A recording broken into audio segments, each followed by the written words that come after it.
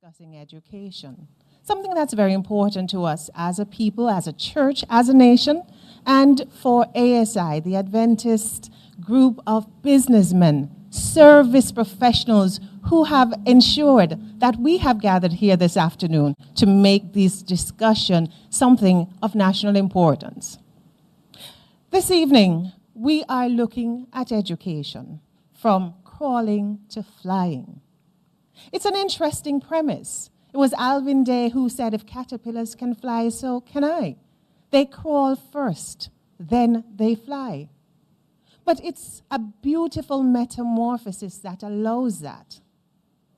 It was Henry Brougham who, in his presentations to Parliament, in ensuring that the plight of slavery was made in the consciousness of the people of England, who said, education makes a people easy to lead, but difficult to drive, easy to govern, but impossible to enslave. We know that education is one of the main pillars for us to grow as a nation and to be part of a world stage where we can excel. So this evening, we're happy that you could join us. For those who are watching live on the ASI YouTube platform, on the EJC Live platform, on Facebook Live, on PBCJ Live, or any other platform that you're joining us on, live or delayed, we're happy to have you. And we welcome your discussion, your comments, your questions as we go forward with this evening's program. To start right, we have none other than the president of East Jamaica Conference, Dr. Eric Nathan, who will bring us greetings. Dr. Nathan, over to you. It is my joy this afternoon to bring greetings and to say prayers on behalf of the President of Jamaica Union. Shall we bow our heads for prayer?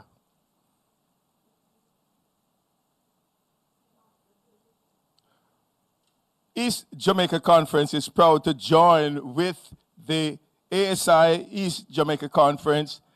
And so it is my joy to bring you greetings on behalf of the administration of East Jamaica Conference.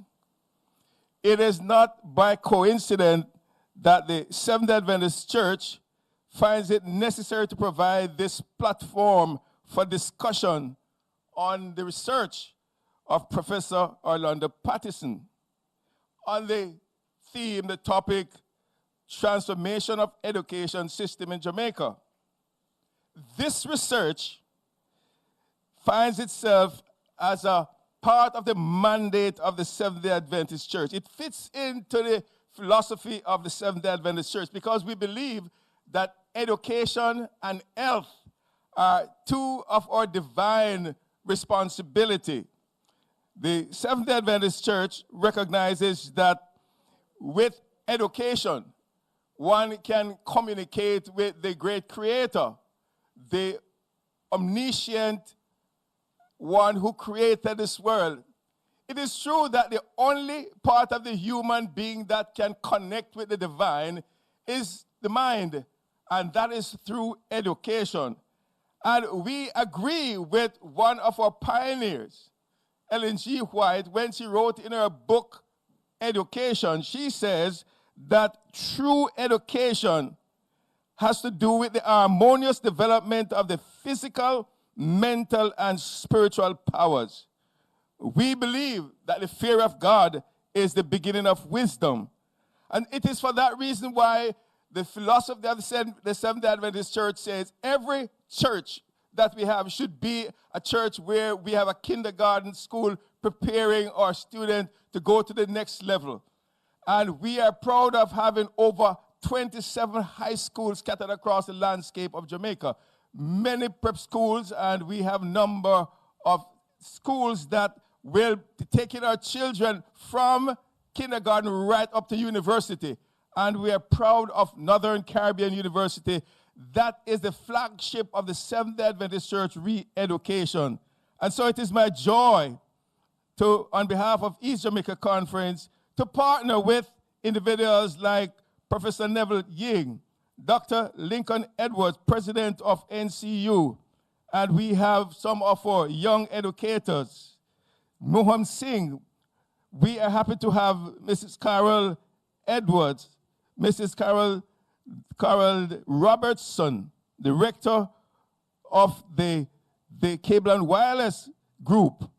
We are privileged this afternoon to have with us from the Ministry of Education, Dr. Clover Hamilton Flowers. She represents the Ministry of Education. We are very happy this afternoon for this opportunity to use our platform, the EJC Virtual Church, as a means of transmitting this discussion about education. And I hope that at the end of this discussion, we will get greater insight of how we can deal with some of the challenges that we are facing in our education system. As Seventh-day Adventists, we believe that education makes a man in connection with his divine creator. The mind is the only part of the body that can communicate with God. May God bless you, and I hope at the end of today's sitting, Jamaica will be better off. Thank you. Thank you very much, Pastor Nathan. We have online with us none other than the President of Jamaica Union, Pastor Everett Brown. He will now lead us in prayer. Pastor Brown? Thank you so much.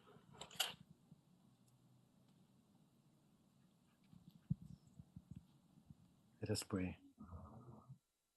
Gracious Heavenly Father, okay. we thank you for this moment, for this opportunity that you have given to us to participate in so we are moving right along, national and we are going into development. We thank you for the ASI East Jamaica Conference chapter, for Elder Thomas, and the panel that we have brought together to discuss national issues.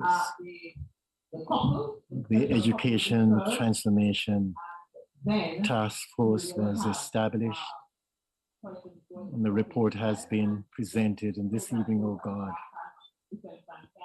we have assembled a very erudite panel led by Professor Ying. We pray your blessing on them. We pray your blessing on the education sector. We pray, Heavenly Father, that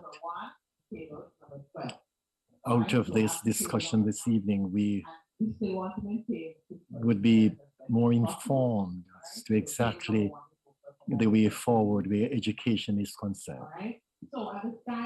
May you bless each panelist as they share with us their responses. May the information that we garner this evening will help us to make those decisions that will advance the development of this nation, we pray.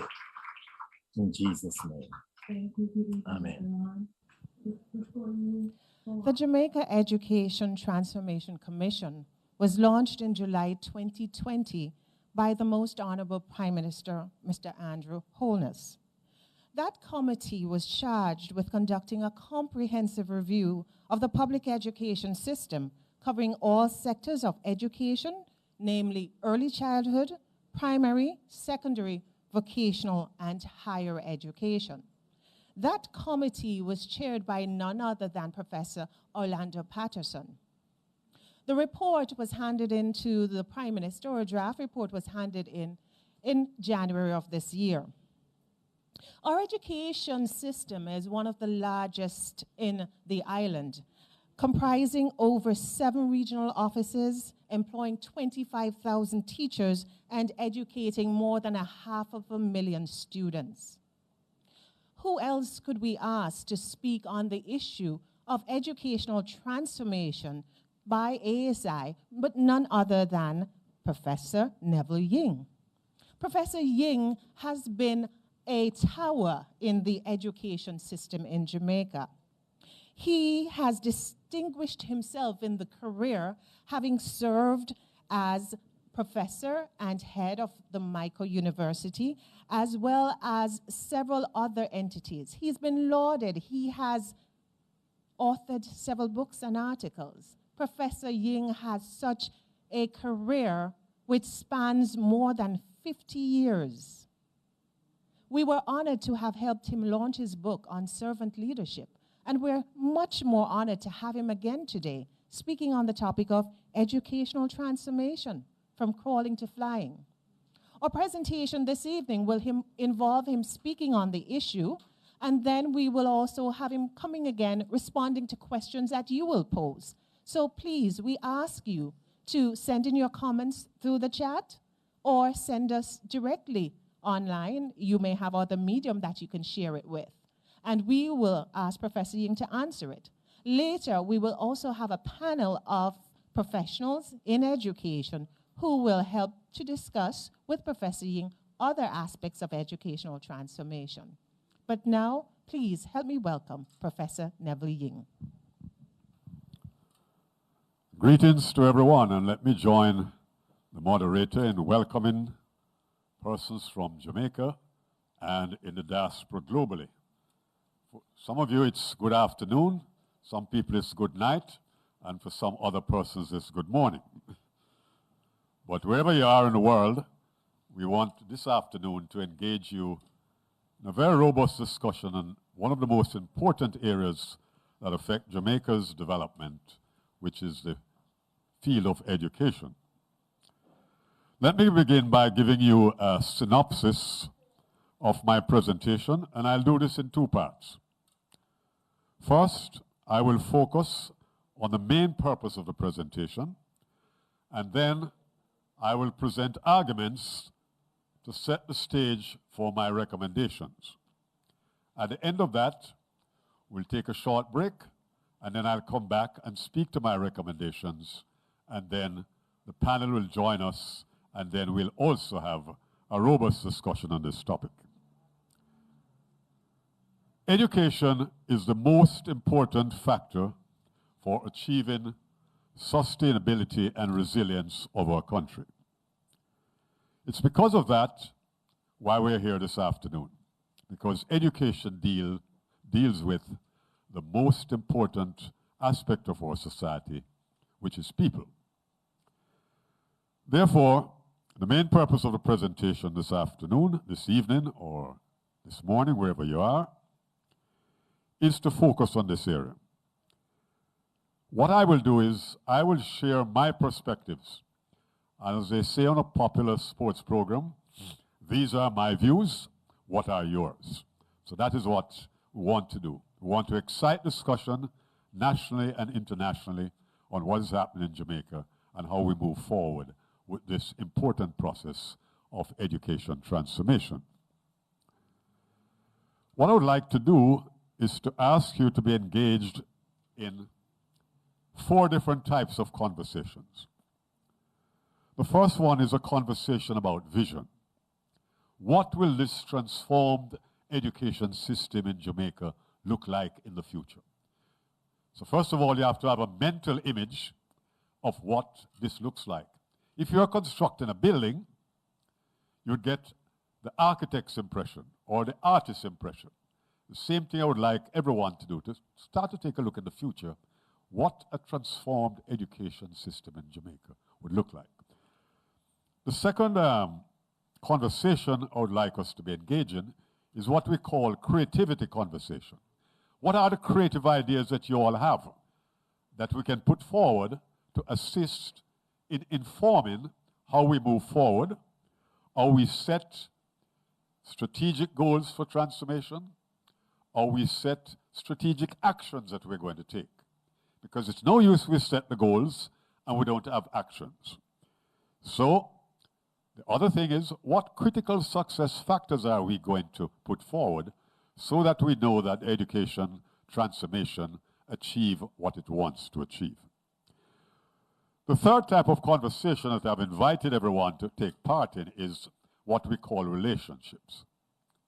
How we build trust and how we build team spirit around getting everybody involved in education transformation. And lastly, I encourage you to get into what we call an implementation conversation. It's no use we have all these great ideas if we have an implementation deficit.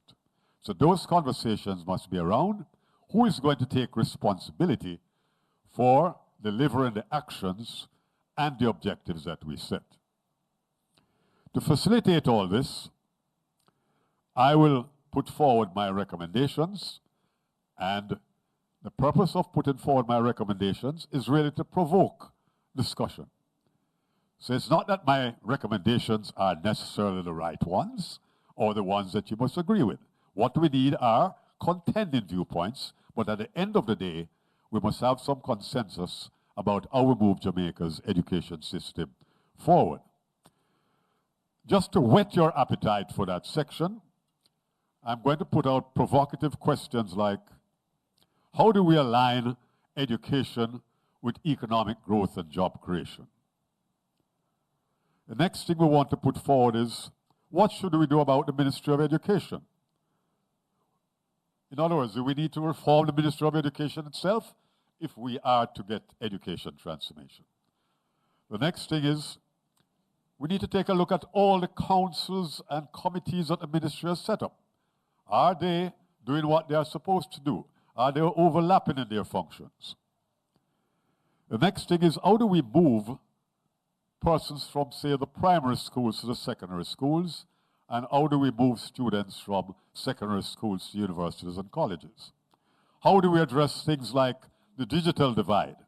And I'm very happy that you have panelists from Flow, because one of the big cries in Jamaica now is you only have internet connectivity if you are in the rural areas. Sorry, if you are in the urban areas.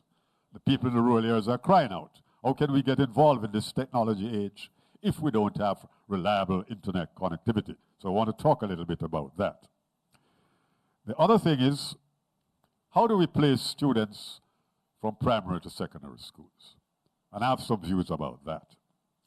The other thing is, should we link salary increases to the outcomes of transformational efforts? So in institutions, should teachers get a raise of pay if the institution is not delivering on the transformational outcomes?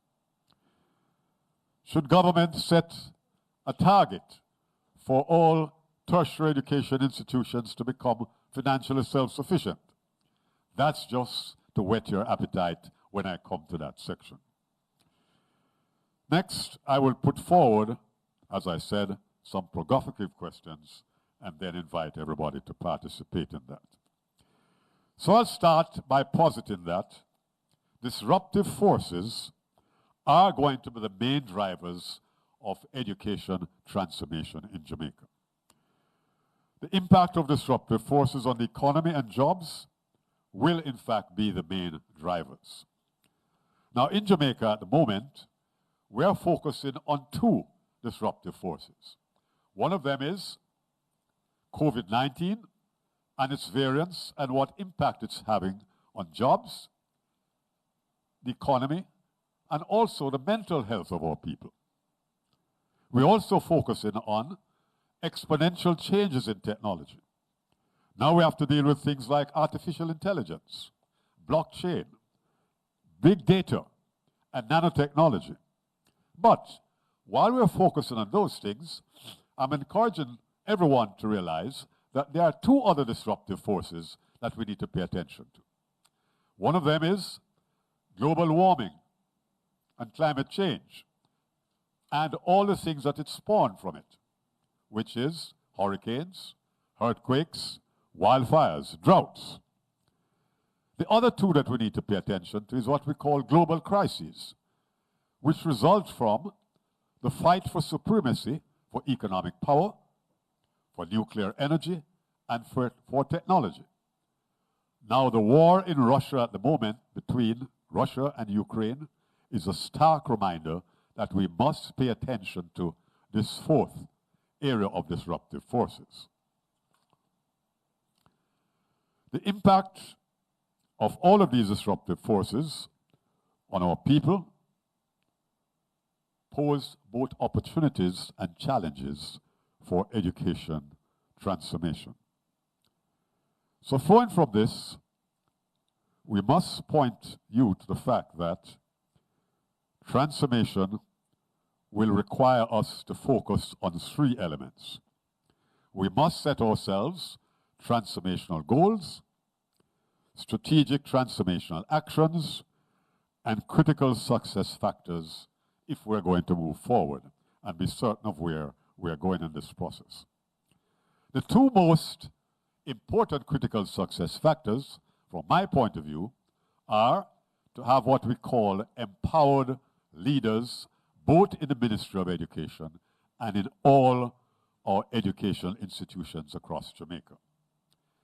The next is that we must have predictable and sufficient financing to implement all these laudable goals and objectives that we're going to set. So, in setting out the roadmap, we must have those three elements in place.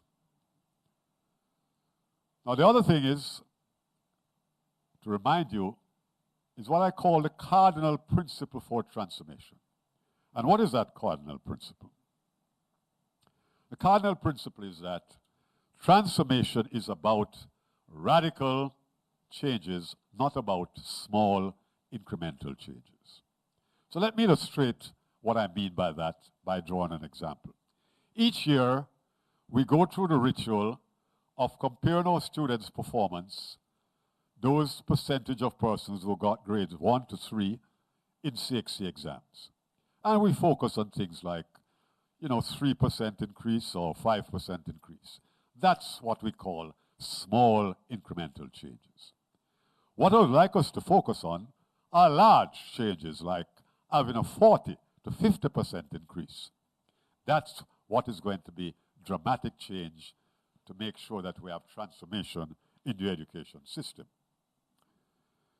So that is what we mean by if we focus on small incremental changes, Jamaica is going to be crawling.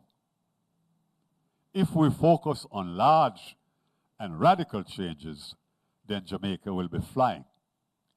So what we are comparing ourselves with is the caterpillar. If you look at a caterpillar, what does he or she, if you know what sex a caterpillar is, doing?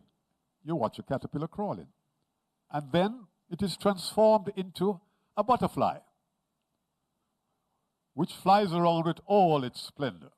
That's where we would like to take the Jamaica education system. From crawling to flying high and beautiful. One of the catalysts for doing this is to start focusing on what we call the international ranking of our education system. And one of the methods of doing this is to enter our students at the secondary level in what we call the PISA examinations. And PISA means the Program for International Student Assessment, which actually ranks countries across the world in terms of targeted areas like English, mathematics, and science. Wouldn't it be wonderful if, first of all, we enter our students? And wouldn't it be more even wonderful if we transform our system that Jamaica becomes one of the top 3 nations in the world in English, mathematics, and science? That's the vision I want us to focus on. The next thing we need to do as a starting point for transformation of our system is, first of all, to move what I call psychological hurdles in the system. And what do I mean by that? The first hurdle I would like us to remove is the classification of our schools as traditional and non-traditional. Those terminologies and nomenclature, what they do is they create feelings of inferiority and superiority across the system. We need to drop those words from our lexicon in education. The next thing we need to move as a psychological hurdle is the a priori intention that no student can get full marks or an A. Some people mark like that in our system. CXC has tried to do that by introducing what is called criterion reference examinations. But even after that, we still have some grounds to cover. Some people are still saying no student can obtain full marks or get an A. We need to remove that psychological hurdle from the system.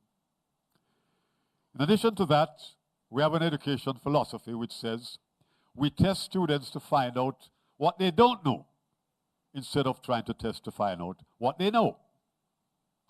The other important psychological hurdle we need to remove is the stigma that is attached to technical and vocational education and training.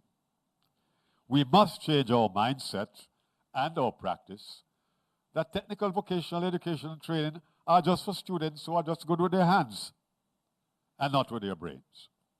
We need to change that.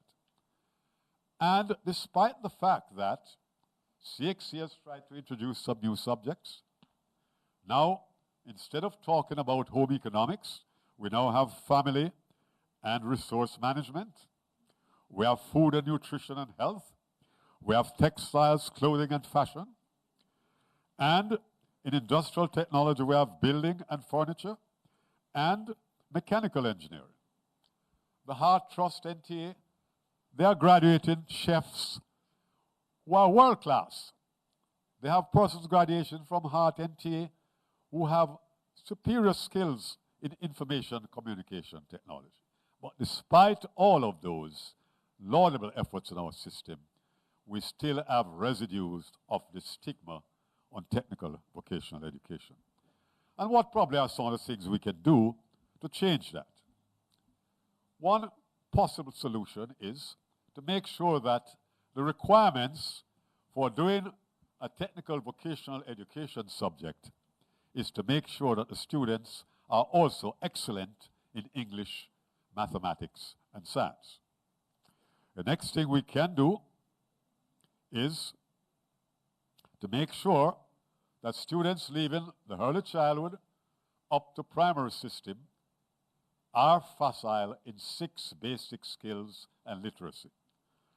So we have to make sure that by the time they get to secondary school, they have basic literacy skills, basic numeracy skills, basic writing skills, basic skills in oral presentations, but most importantly, they must be literate. They must have what we call now digital literacy and scientific literacy. So now instead of the conventional way we look at literacy, we have to add to that the important aspects of digital literacy and scientific literacy. In fact, the rapid acceleration of digitization at the workplace requires that across the nation, we need to bring the entire workforce up to date with digital literacy and scientific literacy. The next part of my salvo for educational transformation is that educational measurement and evaluation are going to be the driving forces of education transformation. And what am I putting forward? What we tend to stress in our schools nowadays is achievement tests. What I'm proposing is that we need to expand that to have a more expansive and integrative use of a multiplicity of psychometric measures, aptitude tests, personality tests, emotional intelligence surveys, intelligence tests. And why am I saying all this? I'm saying all this because we have to look not only at the academic performance of students, but also their psychosocial developments. So for instance, when we focus our education system on personality measures, we are looking at dimensions like self-confidence, self-esteem, self-reliance, work ethic, and ethical behaviors. Personality measures will help each of us to answer important questions such as, what are my areas of interest? What excites me? What motivates me? What is my attitude to life and living? What is my center of influence when I interact with other people? Aptitude tests will help us to determine if students who are leaving, let's say, our secondary schools, are fit for purpose for the workplace of the future, because it's going to help us to predict performance in the future. Intelligence measures will cover a wide range of things such as reasoning, verbal, spatial, and mathematical reasoning, problem solving, adaptability, which are competencies that are going to be needed in the workplace of the future. We're all emotional beings. Emotional intelligence measures how we pay attention to the emotions that we have.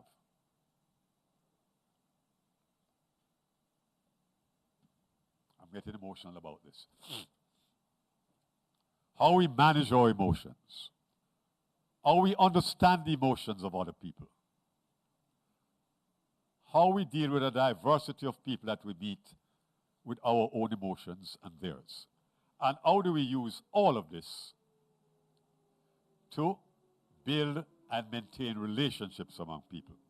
So, your EQ, which is your emotional intelligence quotient, is as important as your IQ, which is a measure of your mental capacity as compared with your age.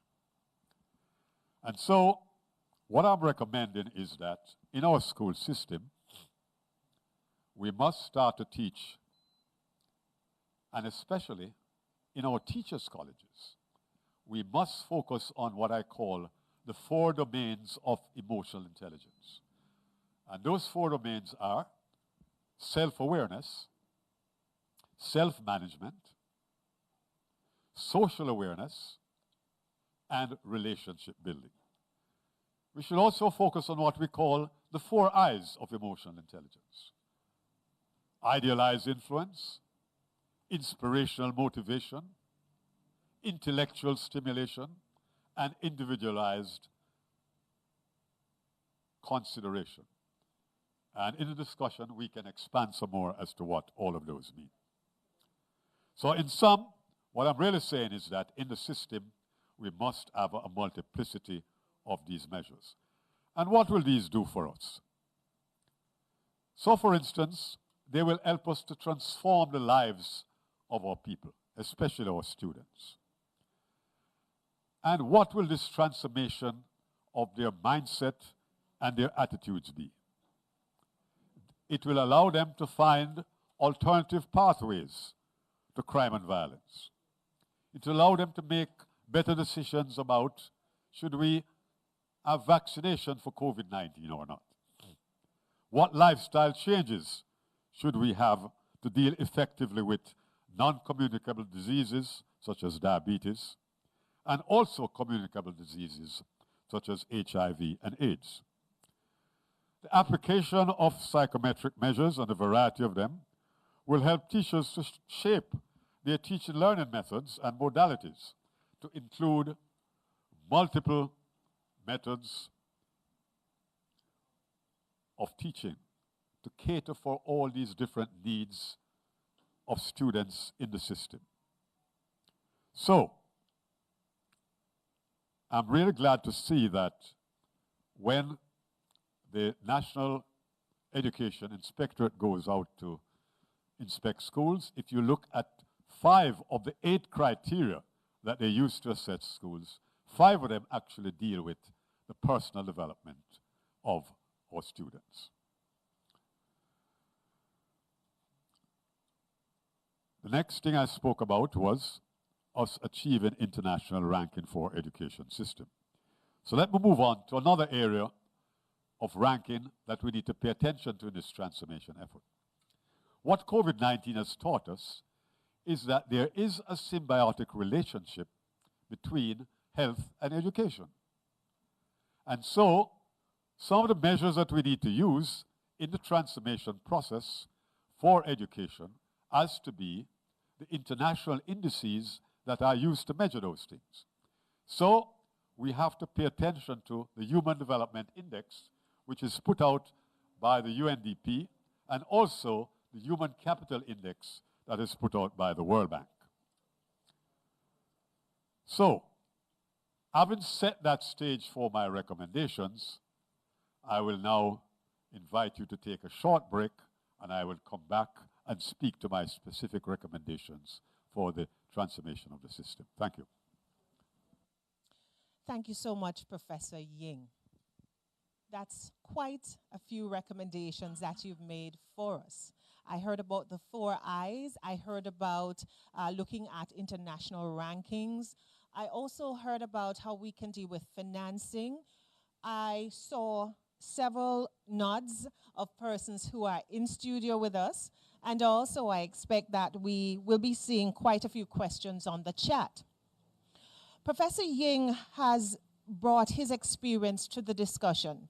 Having served for at least 10 years in senior positions at the Ministry of Education, he served on several task forces related to education, as well as serving in corporate. With Professor Ying, you know that his recommendations will have maximum effect, but also will take the attention of persons who are in the system as well. We have a few questions for Professor Ying. I noticed that persons would want a little bit more emphasis on the 4 I's, and we'll ask him to deal with those when he comes back. We also heard about the connection with STEAM, the science, technology, engineering, the arts, as well as mathematics, and how emotional learning and emotional intelligence can actually fit in with education. That's always important in this time where we have to ensure that our students not only are academically qualified, but they also have what it takes to deal with the emotional side of things, the social side of things. We want to hear a little bit more about how culture can weigh in on how it is that we connect with education of our children. Our children come from various backgrounds. We come from various types of families. We also come with an experience that's brought about by different family members and the impacts of the communities in which we live, inner city versus rural versus other urban or full urban. So we want to ask Professor Ying about those impacts and what they will have on the transformation of the education system. But before we ask Professor Ying to return, we have some special music for you.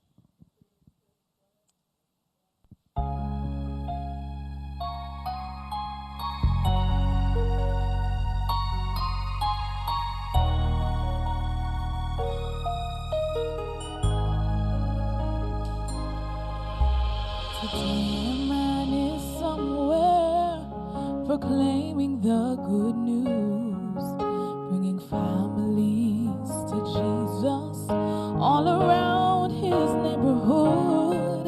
He tells them that God is able to make their house a home. He wants to win his world for Christ, but he can't do it alone.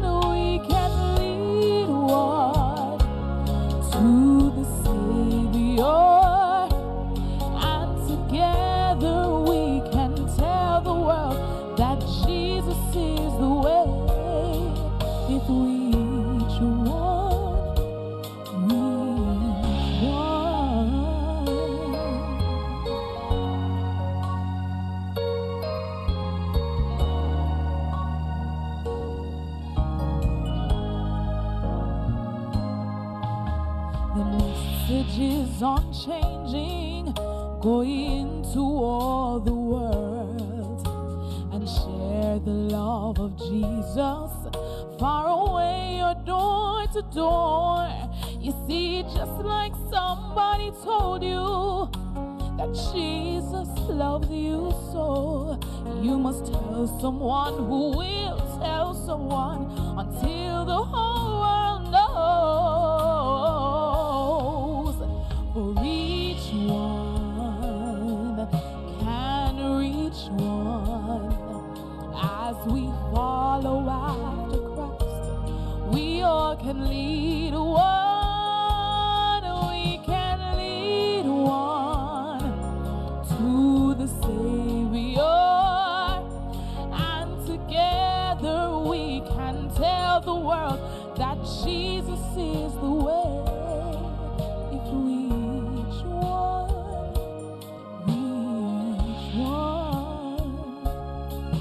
so will you go and labor? Will you hold high your light? One by one and two by two, we can win our world for Jesus Christ. Each one can reach one. As we follow after Christ, we all can lead one. We can lead one to the Savior.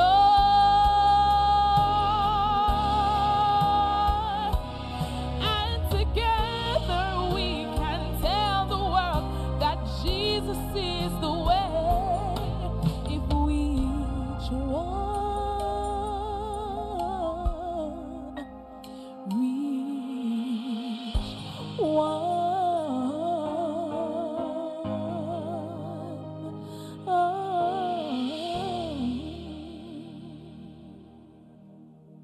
Always beautiful.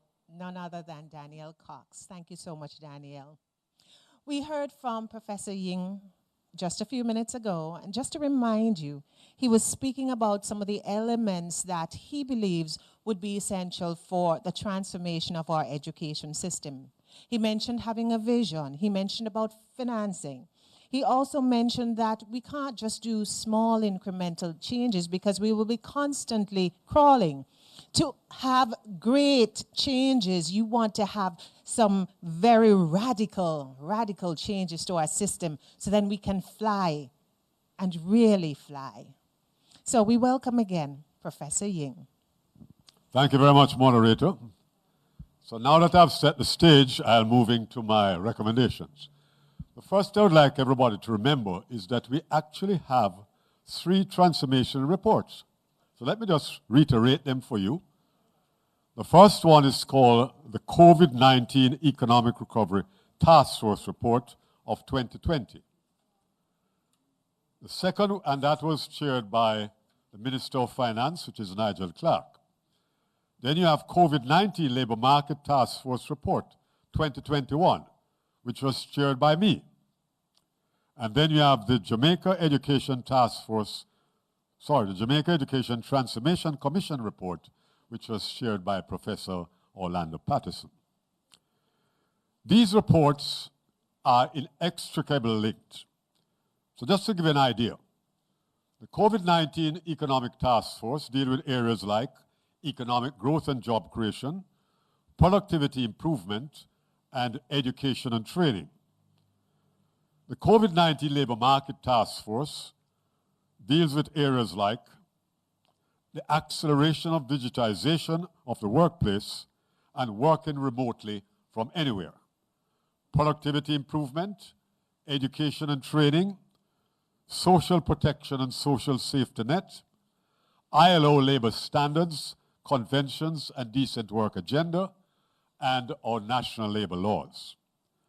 The Jamaica Education Transformation Commission report deals with the transformation of our entire education system as well as its component parts, early childhood education, secondary and tertiary level education.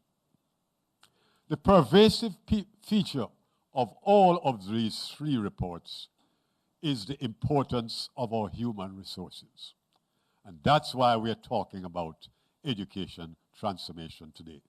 Because when you look across all those reports, nothing can happen except we focus on our people. And so that's why my first recommendation is that we must implement all 3 reports simultaneously. That's the first big takeaway point I would like you to remember. Because of that, I'm also recommending that other education and training efforts must also be linked to those three reports as well. We have training programs for the National Identification System. We have special training programs going on for areas like coding. We have special education and public education programs going on for crime prevention. All of these should be linked together in one big national effort.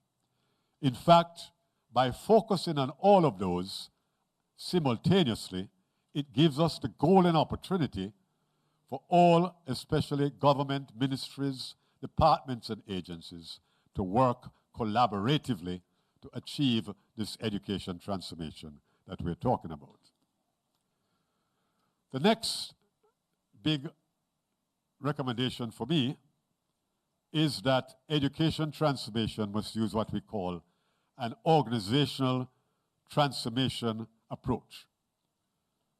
So, for instance, in other areas of my work, when I go into an organization, we do what we call organizational transformation. The education system is no different from that. And that usually starts with a fulsome analysis of something. The first fulsome analysis that I'm recommending is an analysis of the characteristics of the workplace of the future. Now, even in the Education Commission report, they did not have time to go through the impact of COVID-19 and the characteristics of the workplace of the future. So what I'm recommending is that first order of business is to now pay attention to, because when you look at the characteristics, and I can speak a little more about them when we come into this discussion session, but there are some very important characteristics which the education transformation must address. The next thing is we must do a more fulsome analysis of all the transformational initiatives that we have tried before. And what I'm recommending is that we take a look at the period 1954 to 2020. And why I go back there is that actually I was alive and well during that period and actually was involved in some of those transformation initiatives. And the question we want to ask is, what impact did they really have on the three pillars on which the education system rests? Access, equity, and quality, and especially the pillar of quality.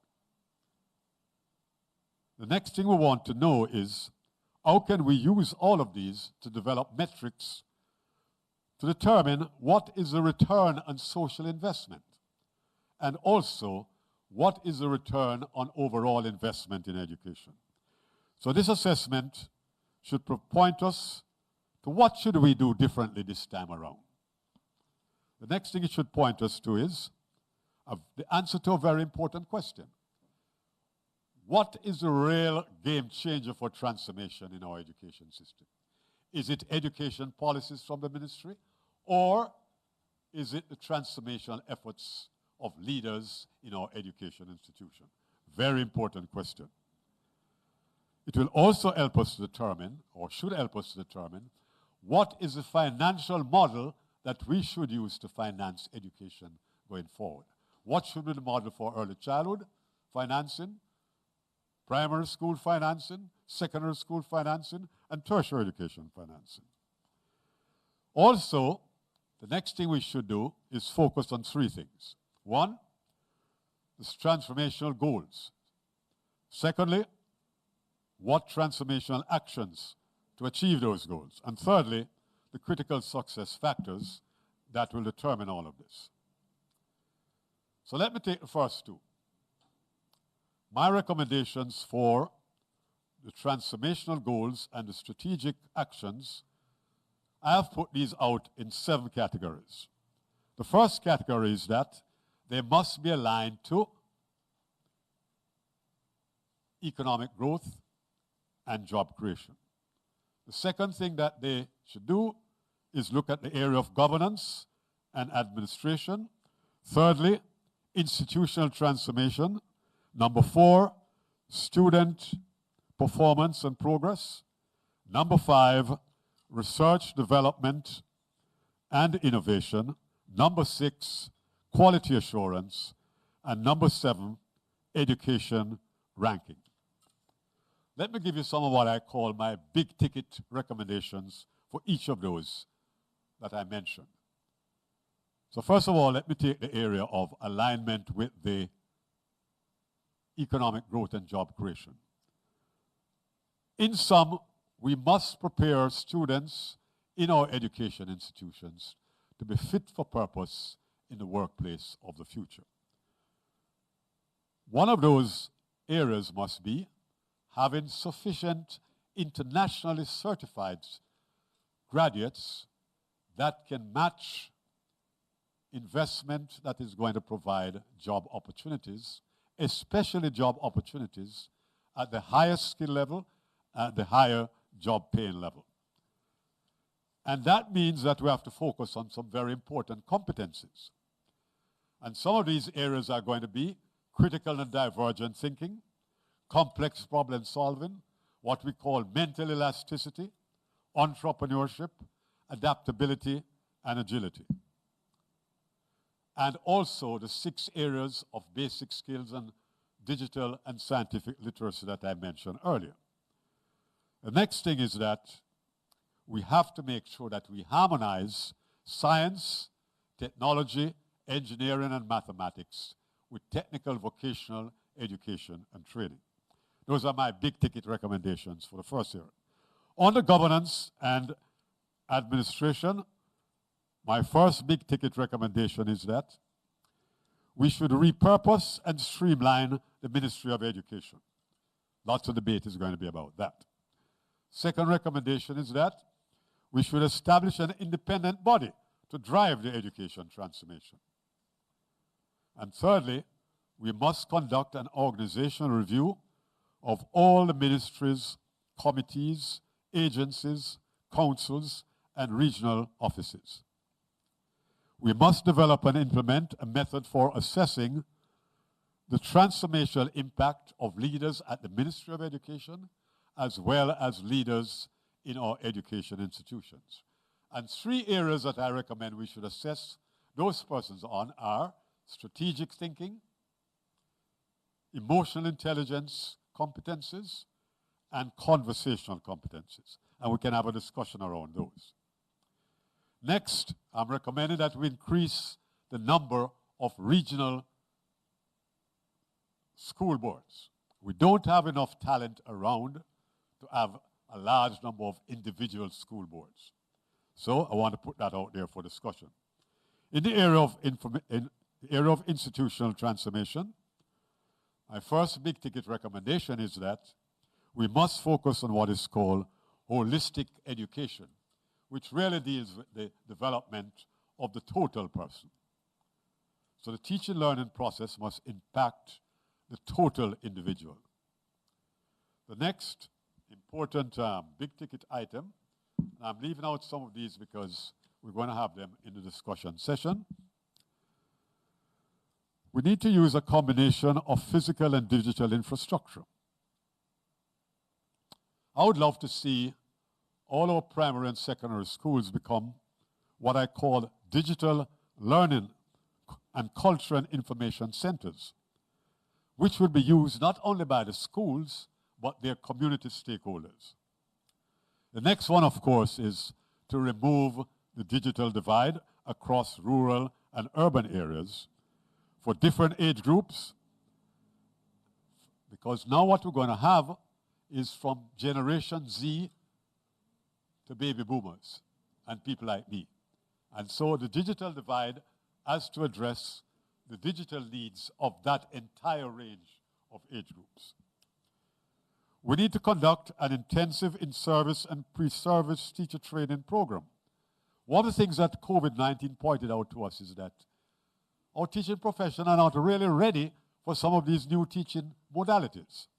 So we have to build their capacity to really deal with holistic education, STEM, the use of multifaceted psychometric measures, and all the range of modalities from face-to-face to virtual to hybrid. Then we should have a special education program for parents. What COVID has done, COVID-19, is that parents and students are now in the same physical location. What we want is a program that will make that interaction between parents and students be more mutually beneficial. I'm very pleased to note that the Jamaica Broadcasting Commission, together with Heart Trust, NSA, NSTA, and the National Parent Teachers Association, have just launched a technology-related program for the training of parents. We need to build on that. Very commendable move. The next thing is about student performance and progress. My first major recommendation there is, of course, we must start make greater use of what I call school-based assessment based on multifaceted psychometric measures. Next, we must make greater use of what I call a scholastic aptitude test combined with SBA for satisfying the matriculation requirements from secondary schools to our tertiary level institutions. On the number 5, which is the research and development and innovation area, I'm recommending that in each tertiary institution, we should have a research and development and innovation center. And what should that center do? It should focus on outputs that are of value to both the public, private, and social sectors. Most importantly, they must become sources of income to support themselves as well as to help to finance their parent institutions. And why do I say this? I say this because financing, that's one of the beauties about my work in both in education and in the private sector. One of the things I learned from that cross training and experience is that lofty goals are on the paper except they have money to implement them. And all the organizations that have led financial self-sufficiency, and I can tell you about them in the discussion section, I've actually had the privilege and opportunity to actually create financial self-sufficiency in Jamaica, in both the public and private sector. So I know what I'm really talking about. Why do I mention this? Education transformation is going to be a business opportunity. And that's why I mentioned earlier that in our tertiary institutions, and especially in our teacher education institutions, we must include emotional intelligence and conversational competencies. Why do I say that? When we get the gear going high in education transformation, we're going to have all kinds of packages from abroad being offered to Jamaica for sale. What should we do then? We must create our own learning packages. If you take a look at one of them that I saw in the report that was put out, it's called SEL. I don't know if you all remember that. If you add another L to that, what is it? Cell. But what does SEL mean? It means social, emotional learning. And what did they really do? All they did abroad was they took the 4 domains of emotional intelligence, which are, if you remember them, being a teacher now, I like to repeat what I said.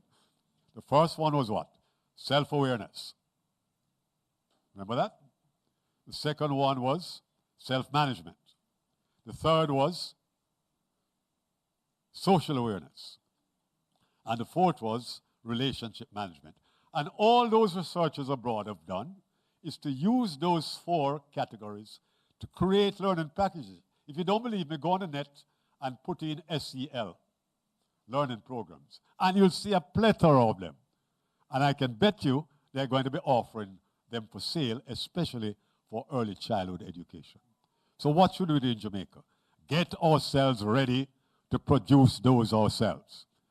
We have the skills, we have the competencies, and if we make them an integral part of, say, our teacher education institutions, that's when we will provide funding to fund both our research and development institutions, or centers, and also the institutions in which they lie.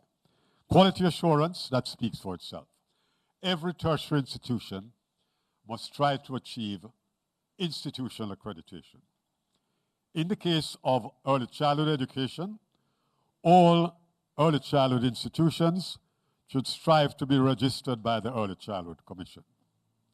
In the area of education ranking, as I said earlier, we must set ourselves a target that in the next 3 years, we must be in the top 3 countries in the world in English, mathematics, and science. Now, let me give some ideas about the 4 critical success factors. The first one, as I mentioned, is that what we're going to need in the system in order to have this education transformation is empowered transformation leaders at the Ministry of Education as well as in each of our education institutions. But in order for those leaders to work effectively, you must have a second critical success factor, which is called a risk management system or a risk management culture. If you don't have that, people are not going to be willing to question the status quo and say what we're doing is not the right thing, because they're afraid to come out of their comfort zone and to really question what we're doing. So creating this risk-taking culture is going to be a very important critical success factor. We spoke about international ranking, so that is the third critical success factor. Financing. As I said before, we must have predictable and sufficient financing. And what are some starting points? The first starting point is, and I'm throwing this out for discussion, both by you and the government. So here's my idea, for instance. If we take all the teacher training and teacher education institutions, finance them for the next 5 years fully, and give them the target of 5 years to become financially self-sufficient at the end of 5 years. But in order to do that, you must give the centers some kickstart funding. And that funding can be a combination of government, private sector, and international funding agencies. Next, introduce a proper national credit transfer system so that when you move from one level to the other, you can get credit. It reduces the time you have to take to do your degree or diploma, and it reduces the cost. So let me conclude my part of the presentation by throwing out to you what I call 10 provocative areas for you to consider in our discussion session, both in the chat, in the panel discussion, and then after today, nationally. The first one is we should marry STEM and TVET. And we can talk a little more about that. The second one is that servant leadership is going to be the key for education transformation. I can have a robust discussion, and ASI, remember that they were very kind to launch my ideas about servant leadership right in this room last year, September. So I can spend an entire evening talking about that, but I won't do that today. The third area is that we should replace sixth forms by community colleges strategically placed across the island. Lots of discussion on that. The fourth one, I know Dr. Floor is going to comment on this, cease using the standard curriculum out in the primary schools. Instead, let them focus on what transformational outcomes they should try to achieve. Lots of debate about that. Number 5, have a new approach for moving students from primary to secondary schools. What we should move to is using school-based assessment based on multiple psychometric measures to move students from primary to secondary schools. Love to hear some ideas about that. Next, the movement from secondary schools to colleges and universities should be based on a new scholastic aptitude test that we should develop ourselves, as well as school-based assessment. The sixth one is special funding arrangements for tertiary education institutions, and I've already mentioned what we should do for teacher education. Number 7, we should license all professional educators. All members of the education profession should be licensed, and they should do at least one refresher course each year to maintain their license to teach. Number 8, leadership and management. Anyone who is going to be appointed to be the head of any education institution must first of all complete a specially accredited program in 3 areas: transformational servant leadership, corporate governance, and financial management. Number 9, compensation should be linked to achievement of transformational outcomes. And number 10, there should be a partnership between tertiary institutions and the business sector to use big data to create business opportunities. If you can show that you have the capacity to help private sector companies to make more money, to satisfy customers, and to be sustainable, that's how you're going to get funding from them. Thank you very much. That's my presentation, and now I put you over back to your moderator and a question and answer on the panel. Thank you.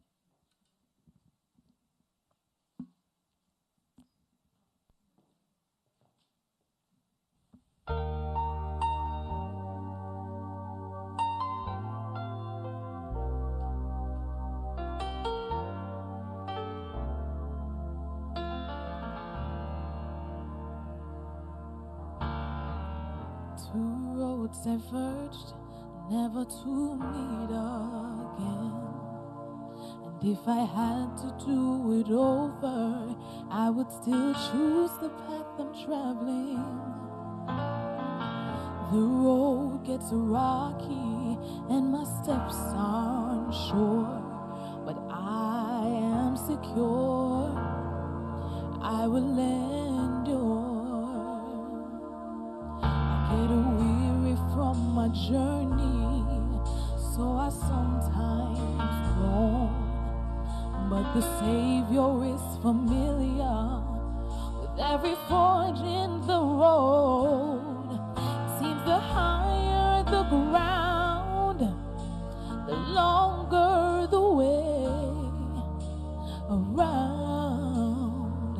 Still I'm heavenward bound, so I'll be taking the long road home, where the view is best.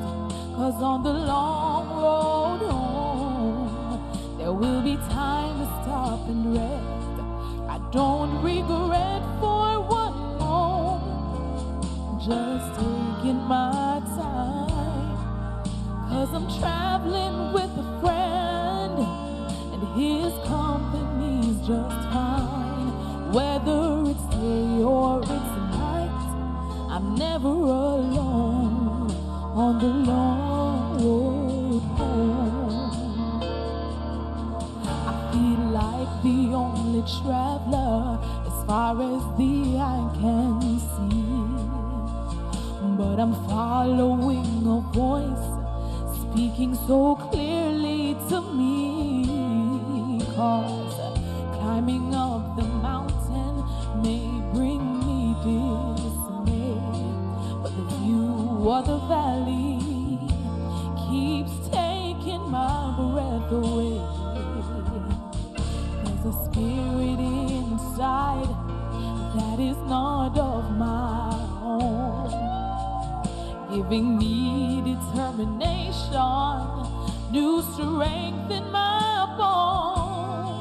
With every step I obey, the closer to him I stay. As I'm walking day by day, so I'll be taking the long road home, where the view is best. 'Cause on the long road home, there will be time to stop and rest. I don't regret for one moment, just taking my time. 'Cause I'm traveling with a friend, and his company's just fine.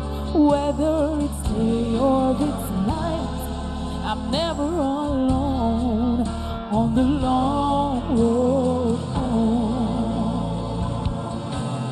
Didn't bring me this far to leave me alone, but he's all I need on the long road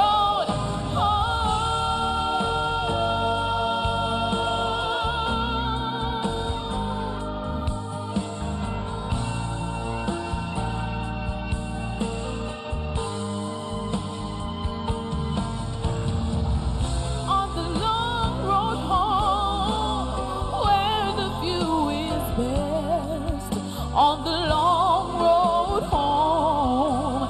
There will be time to stop and rest. I don't regret for one moment taking my own sweet time, 'cause I'm traveling with a friend, and I know that his company is just fine.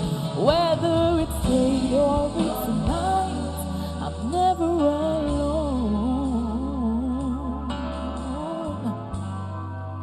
on the long road home.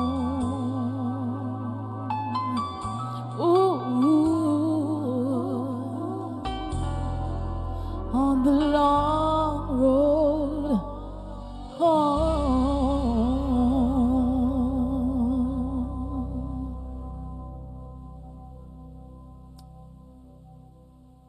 Thank you very much for that lovely song. So now we are going to continue with our discussion forum here at our education forum. And our panelists this evening are Professor Neville Ying, you heard from him earlier. We also have Dr. Lincoln Edwards. He currently serves as the president of Northern Caribbean University, and he has also served as a grant reviewer for the American Heart Association Western States affiliate.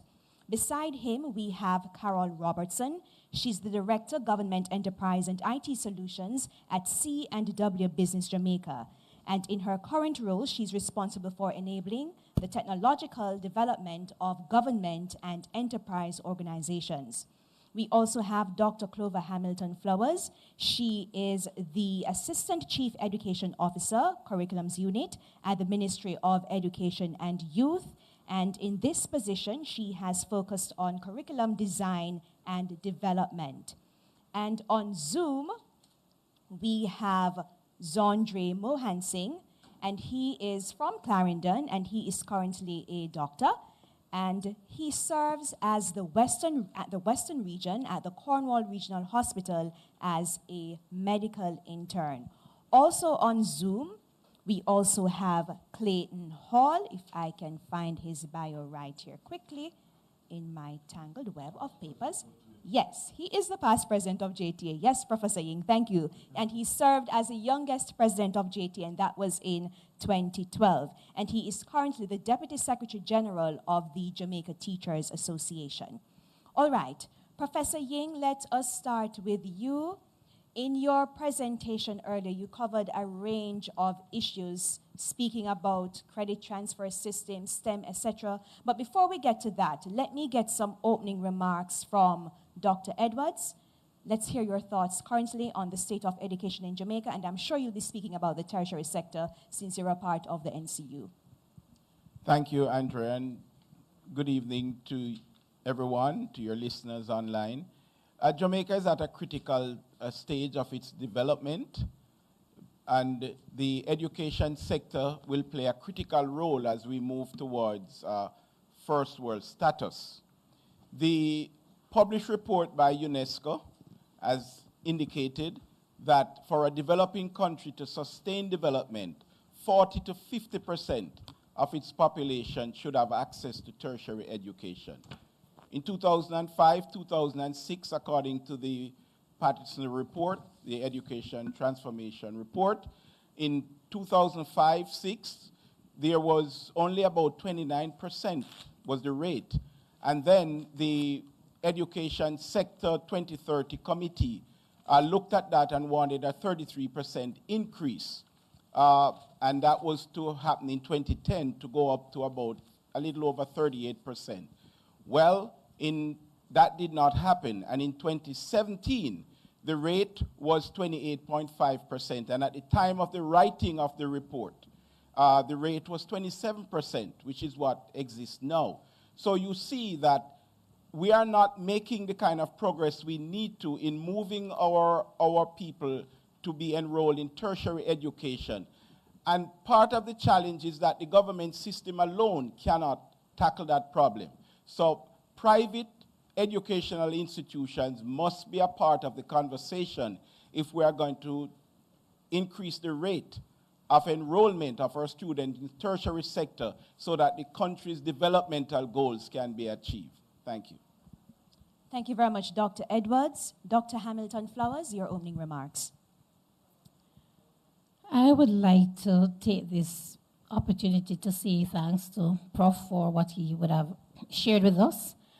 But I want to just bring to the fore the importance of us stepping back a little to examine what it is that we really believe about education. If we are not careful, it is that each of us would bring a different perspective. What do we really mean by transformation? What do we really mean by reformation? And there are various constructs that we would bring into our conversation. In light of all the reports, we're seeing the need for us to be on the same page as it pertains to what exactly is education, what is really happening, and how do we individually contribute to what is happening, and how can we individually help to bring about the change. As I read various reports, as I listen to various conversations, even today, I found myself thinking about a growth path. This is simply saying that for everyone, every person, every member of our society, it is that we need to be on a growth and developmental pathway. All of the recommendations are pointing to the need for us to have that kind of environment that would support the holistic development of each person. And even as we are going to be working together to help with development, it must be that there are boundaries that will guide us. It must be that we are all on the same page. I'm reminded of the curriculum, the National Standards Curriculum, and a lot of the recommendations are pointing to the fact that the curriculum is so designed that we can help with the development of all of our students. The link between assessment and curriculum cannot be ignored. The challenge has been we have not been faithful to implementing the curriculum like we should have. Will that make a big difference if we were to give it a try? I think so. I think so. All right. Thank you very much, Dr. Hamilton Flowers. Ms. Robertson? Thank you very much. Good evening, everyone. And I bring greetings, first of all, from our Vice President and General Manager, Mr. Stephen. All right, just hang on a second for me, please, Ms. Robertson, so that we can ensure that all the persons who are watching on YouTube and those listening to us can hear exactly what you have to say. And you're the Director of Government Enterprise and IT Solutions at CW Business Jamaica. Go ahead, please. Thank you very much. All right. I was beginning by bringing greetings to the forum from our Vice President and General Manager, Mr. Stephen Price. Thank you for inviting us to participate in this very important discussion. I do want to take a few moments just to share with you some thoughts, some comments, some data, information from the technological side of things. A lot of the conversation thus far has been very, very interesting, very pointed, very essential and timely conversation. So my contribution here is basically on the foundation, as we said just now, what is transformation? Transformation takes place on many levels, and as we get more and more into the digital age, and we talked about the digital divide, the technology, the underlying technology that is available to us is going to be essential to the execution, the implementation, as Professor Ying had spoken about, of this. So I want to share some information with you. So according to learning and leadership expert and author of the Innovator's Mindset, George Couros, technology will never replace great teachers. But in the hands of great teachers, it is transformational. At Flow, we've employed a multiplicity of methods to ensure that the most appropriate technology is in the hands of educators and is available to students to facilitate learning. We understand the critical role that technology, and specifically internet access, plays in national development. And as such, our role as one of the country's main providers of telecommunication services is not something that we take lightly. We understand that despite these efforts, many individuals remain unconnected, and much work is needed to bring them into the technological fold. We are certainly up for the challenge, and to address these issues, it will require partnerships among stakeholders across both the public and the private sectors. Governments worldwide have stepped in to support communities that are still disconnected from the digital world, and we have seen elements of this in various forms in different countries over the years. We applaud the efforts of our own government stakeholders and invite a more cohesive partnership with us to connect more of our people. We are here to work with the government as well as community to design the best approach to connect even more Jamaicans and to achieve Jamaica's ICT vision and goals. The issues of accessibility and affordability, we see local industry players that have expanded their networks to further bring more access to Jamaicans. For Flow's part, we have significantly ramped up our network expansion program. To put it into context, now listen carefully. Approximately 700,000 households in Jamaica have electricity. Our fixed network currently passes approximately 650,000 of those homes. Of those households across the country, we are passing 650,000. These homes have access to fixed voice, to internet, and in most circumstances, cable TV services. We also have made investments in our mobile network that deliver LTE broadband speeds to hundreds and thousands of Jamaicans at the most competitive rates in the country. In fact, 97% of our population is covered. We spoke earlier about urban areas versus rural. What we're looking at is where the population is, and we cover 97% of the population with our mobile network. However, in many cases, the issue isn't so much about availability or access to broadband, but rather the affordability of it. Compared to other English-speaking Caribbean countries, Jamaica's gross national income is low. For example, Jamaica's GNI is $4,620, compared to Barbados, which is $14,460. And in the Turks and Caicos Islands, it's $37,700. And in Trinidad, it's $15,410. Notwithstanding, our fixed and mobile broadband prices in Jamaica are among the lowest in the Caribbean. Governments worldwide have used public-private partnerships to bridge the digital divide and increase broadband adoption. There have been various approaches that consider investments directly in ISPs, internet service providers, investments in national network infrastructure, and social programs that support accessible and affordable connectivity. We have examples of this, how this has been done in the US and in Latin America, and some have been very successful. So Flow has been developing solutions to bridge the digital divide in Jamaica in accordance with our core social mission, which is to connect everyone to the internet respective of their income or where they live. For this, it's a necessary investment for us.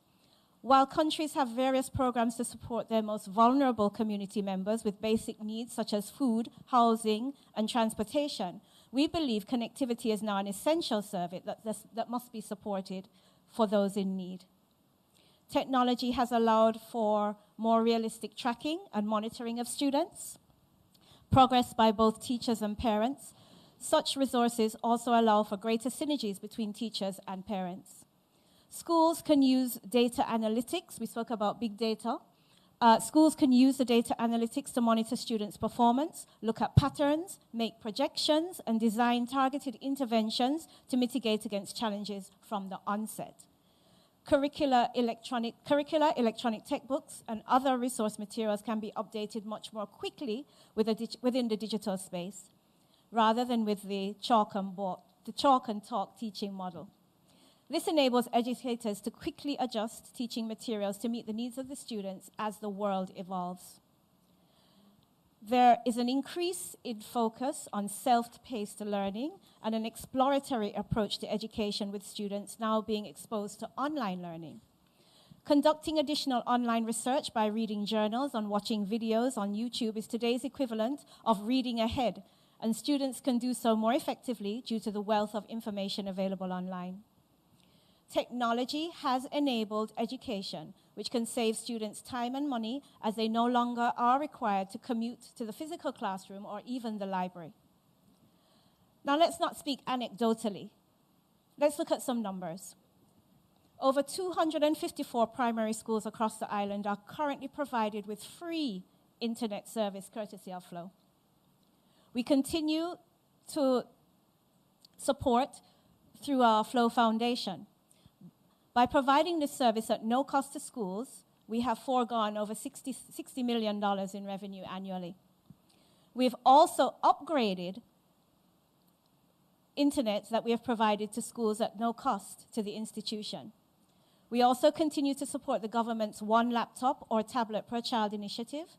And in 2021, we partnered with various organizations to donate hundreds of tablets, and will continue to support this initiative when the second tranche begins later this year.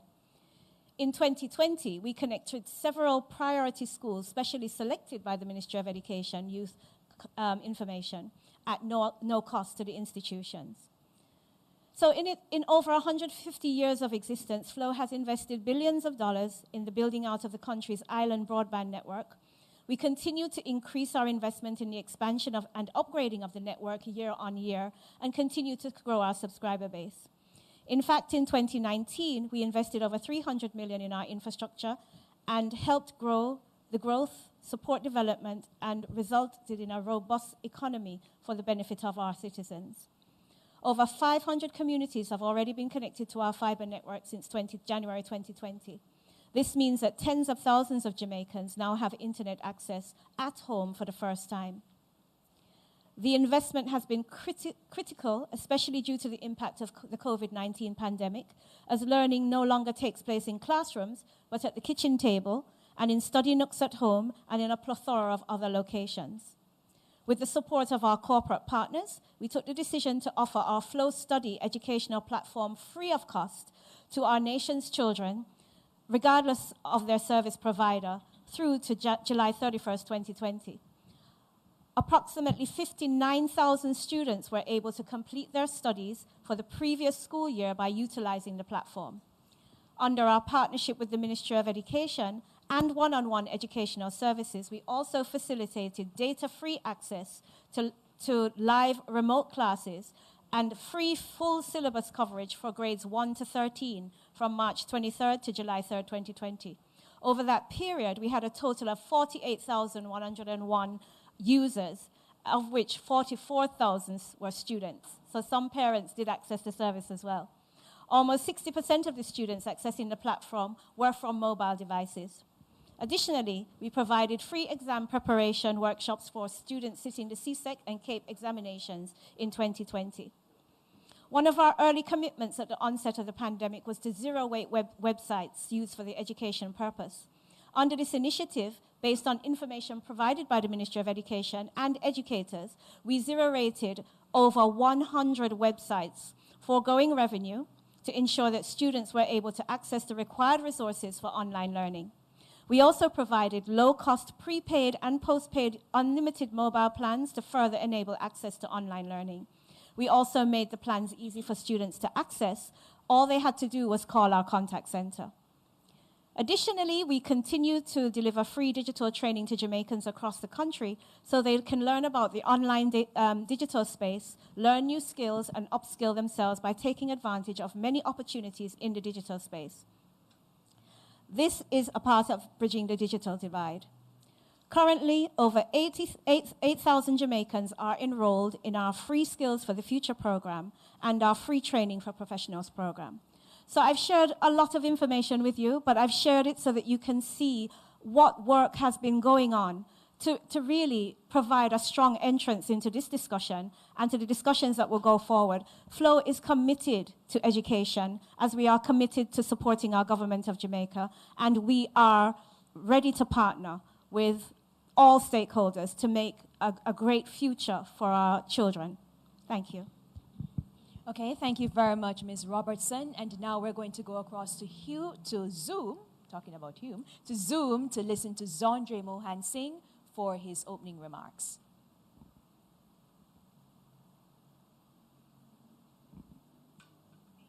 Well, good evening, everyone, and thank you so much for the privilege of serving on this esteemed panel this evening.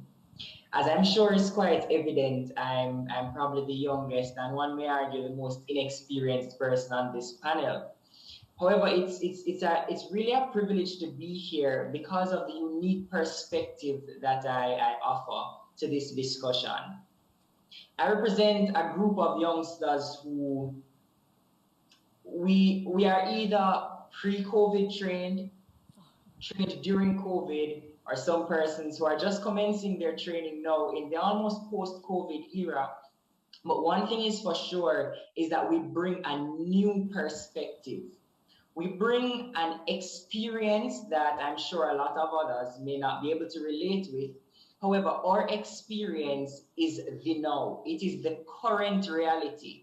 And as a result of that, we really do appreciate the approach that not just ASI, but certainly all the partners and stakeholders in this initiative have taken to creating solutions for this education system in Jamaica. I must admit that we're quite frustrated with what obtains currently. The presence of systems that are not outcome driven. By and large, the systems in our education, or the subsystems within our education system, are really either slaves to tradition or the products of inaction, having gotten recommendations in the past that we just have not acted on. And as a result, those who have been trained in my era have seen the inefficiencies of the system, the inadequacies that obtain, but certainly we come armed with recommendations and a unique perspective so we can move towards solutions for this problem that I think is quite ubiquitous. So in a sense, what I'm saying is that I agree with the approach to allow us to work together, fresh minds along with experience and wisdom, that mature wisdom that comes from our more experienced members on the panel. And we can move together with a futuristic thought process so we can create outcome-driven solutions to this problem. So I implore you, as we have this discussion moving forward, to not have a closed mind, but to be okay with us making out-of-the-box recommendations, because as Prof said, there's no way we're going to make a transformation with small incremental changes. We must be willing to make that massive leap. So our approach, in essence, will take we'll have three major components. We want to focus on building systems that are outcome-driven and that add real value to the economy and to the training of our workforce. We want to, number two, adopt methods of delivery that are suited to the current landscape.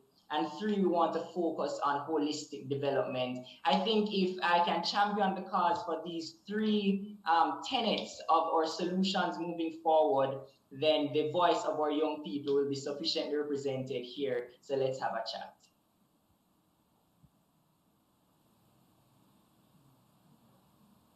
Thank you very much, Zondre. Clayton Hall, your opening remarks. Thank you kindly. Colleagues, good afternoon. It is indeed my pleasure to join with you this evening. And I must say, I am esteemed to be on a panel with the person who called my name the best I've ever heard it called at my graduation from Jamaica way back then. But I would also, on behalf of the presidents of the Jamaica Teachers Association, bring greetings to this panel and indicate that we are, as an organization, committed to the enhancement and improvement of education in Jamaica in any form that it may take. I, like Martin, way back then, have a dream. And it is a dream that the concept of the haves and the have-nots will not just be a reality for us, but will be relegated to being the name of a sitcom on this US television station. Because the fact is, the exigencies of the last 2 years, COVID realities, have in fact created a significant disparity between the haves and the have-nots. The outcomes of our educational sojourn over the last 2 years is positively correlated to the socioeconomic status of the learner. We have not been able to create a playing field that is level.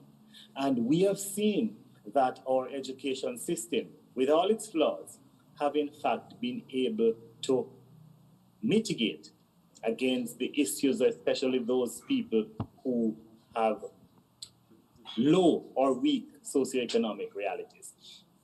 From the Orlando Patterson report, the Teachers Association is of the view that there are quite a number of issues that we need to ventilate. We want to start at the base of education, early childhood education. I believe the suggestions made are significant. But one thing that the average Jamaican really doesn't know is that early childhood education was really left to the private hands. It was left to church and private schools. Oftentimes, these started on the verandas of persons who were not necessarily teacher trained. And, well, many of our students, especially at that foundational level, did not have the benefit and still do not have the benefit of being exposed to trained teachers and a formal curriculum. The union will acknowledge that within the last number of years, we have seen significant steps forward, and the Ministry of Education ought to be congratulated on that. But like Professor Ying said, and as was stated in the Patterson report, these incremental steps are positives. However, if we are going to take this bull by the horn, we need to move away from incremental steps. We need to ensure that each child in Jamaica at the early childhood level is exposed to a trained teacher in a formal curriculum so that there can be learning opportunities provided. Because if you know about learning, you will realize that if the information or the concepts are taught in error, it is more difficult to unlearn and relearn rather than if they were taught in the correct way from the beginning. Regarding the matter of the professionalization of the teaching force, the licensing of teachers, the union is in full agreement with licensing of teachers. What we differ on is really the modus operandi. And one of our major issues or challenges is that we believe that licensing should be a quality assurance mechanism. And you will understand that if your employer is also the licensing agent, then there may be economic realities towards licensing outside of professional development or quality assurance. And that is a situation we really need to work out. The matter of school management is also a matter that must come in for serious consideration. Many of these school managers have been left on their own. And when I say left on their own, many schools survive because of the ability of the administration to fundraise. Who knows who and who is able to get? We believe that there should be at least a minimum amount of funding to each institution on a per capita basis. We have heard the comments regarding the quantum of spend for each child in Jamaica, and that quantum of spend is pegged to GDP. Our reality, our belief, in fact, our knowledge is that the quantum of spend when used as a factor of GDP does not give the correct picture. It does not give the correct information. Because what we would want you to determine is the per capita spend for each child. How much will it cost to educate this child at the primary level for a year? Not what percentage of GDP is being spent on education. Because I say it all the time, if Mr. Leachin and I went to the supermarket, he could spend 0.5% of his earnings on food and it would last him for the year. And if I spent 50% of my earnings on food, I may still not, or I certainly would still not be able to purchase the amount of food that he spent, he purchased. And as such, to consider purchasing or spend as a percentage of GDP is really giving a false picture of the quantum of money that is spent on each child. My panelists from Cable and Wireless spoke the index regarding Jamaica and a number of other territories within the Caribbean. If they spent even a lower percentage of their GDP on education, they certainly would outspend us significantly because they are significantly ahead. And we have to recognize that if we want to compete in that game, we have to get there. The final thing I would say in this segment is that in addition to the 3 core areas that Professor Ying pointed out, that would be a requirement for the training of our principals, it is the view of the union that we should add industrial relations training to that mix. Sometimes it is significantly unfair to principals based on how they become principals. Great teachers get promoted to being principals. However, when they are appointed, you realize that what they are required to manage is significantly above and beyond academic management, which is what is the primary focus of the principal. Principals will now have to be caught up with not just financial management, but fundraising management. How do you market your institution to attract funding? Because funding becomes a primary factor or function. Fundraising become a primary function of what the principals do. We want to not only train principals in industrial relations management, but also include and augment the human resources of the institution with some other skill sets that we believe are necessary and practical if you are going to transform our educational institutions into futuristic organizations that meet children where they are and take them to where we want them to be. Thank you. Thank you very much, Clayton Hall. Now we're going to go into our question and answer session. I'm going to start with Professor Ying. Now, the Patterson report outlined that Jamaica has a severe learning crisis in that the majority of students at the end of primary schools remain illiterate and innumerate. But in your presentation, Professor Ying, you took issue with aspects of the standard curriculum in primary school. What changes would you like to see in the curriculum at that level, and how will it help in improving the numeracy and literacy skills? I think the major point I was making was not the curriculum itself, but focusing on outcomes. And remember that I mentioned like the different skill areas that we should focus on. In other words, especially from early childhood to primary school, some critical outcomes are the 6 areas that I mentioned. One, of course, being basic reading, writing, and presentation skills. And I've added to that the whole area of digital literacy and scientific literacy. And that's what I mean by focusing on the outcomes, not so much on the curriculum itself in the schools. Because one of the other points I want to make in that comment is that we also want to encourage creativity in the schools. I remember when I started teaching,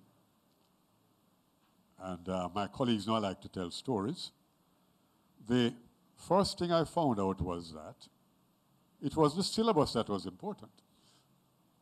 The first thing I found out was that I had to attract the interest of the children. Now, here I was presented with a class that was told that they had to repeat the year, they were no good, and they believed it. So I spent 4 weeks of the term having conversations with them to build up back their self-esteem, to see themselves as people that are capable. The next thing is, and this was very frightening to my principal, I said to him, I'm not going to teach a syllabus for 3 months. I'm not going to give you a lesson plan either. And he said to me, you're a brave young man. I'm going to allow you to do that, but deliver me at least 90% pass rate at the end of the year. And I took it on. And I divided the syllabus into principles and concepts. Because in mathematics, if you can teach people principles and concepts that go from primary school straight to university, that's the most important thing. Next 3 months I spent on the syllabus. And the third 3 months I spent on teaching them how to do exams. What was my pass rate? 96%. The point is that he allowed me to display my own creativity. That's the point I was really making. And yet deliver the results, the outcome that was needed. So I'm not arguing against the syllabus, I'm arguing, or the curriculum, I'm saying allow creativity and creatives in the school system. All right, Professor Ying, let me put this over to Dr. Hamilton Flowers. What initiatives are being taken to improve the numeracy and the literacy of students in schools via curriculum? And if you could respond to Professor Ying's point about infusing that aspect of creativity, is there any leeway for teachers to do that? So we understand that the curriculum is basically a guide. And we would have recommended for our teachers to be creative in using the curriculum. So as it pertains to how they will do so, there would be, for example, certain boundaries in terms of ensuring that you're catering to all of the children. Now notice that what Professor actually said is that the learners came to him with a particular profile, and that's where we normally say to teachers, start with the profile of your students. We have to examine children's readiness. And in terms of readiness, we are not confining readiness to be just those cognitive skills. We're also talking about interest. We're talking about the background. We're talking about a variety of attributes of our children. Now, once we get the information in terms of profiling the children, as a teacher, you have the autonomy to look at the curriculum to see how you can extract from that ideas to help you to shape the experiences that you'll be having for your students. So note that Prof said it's not about the syllabus. He's not speaking against the syllabus.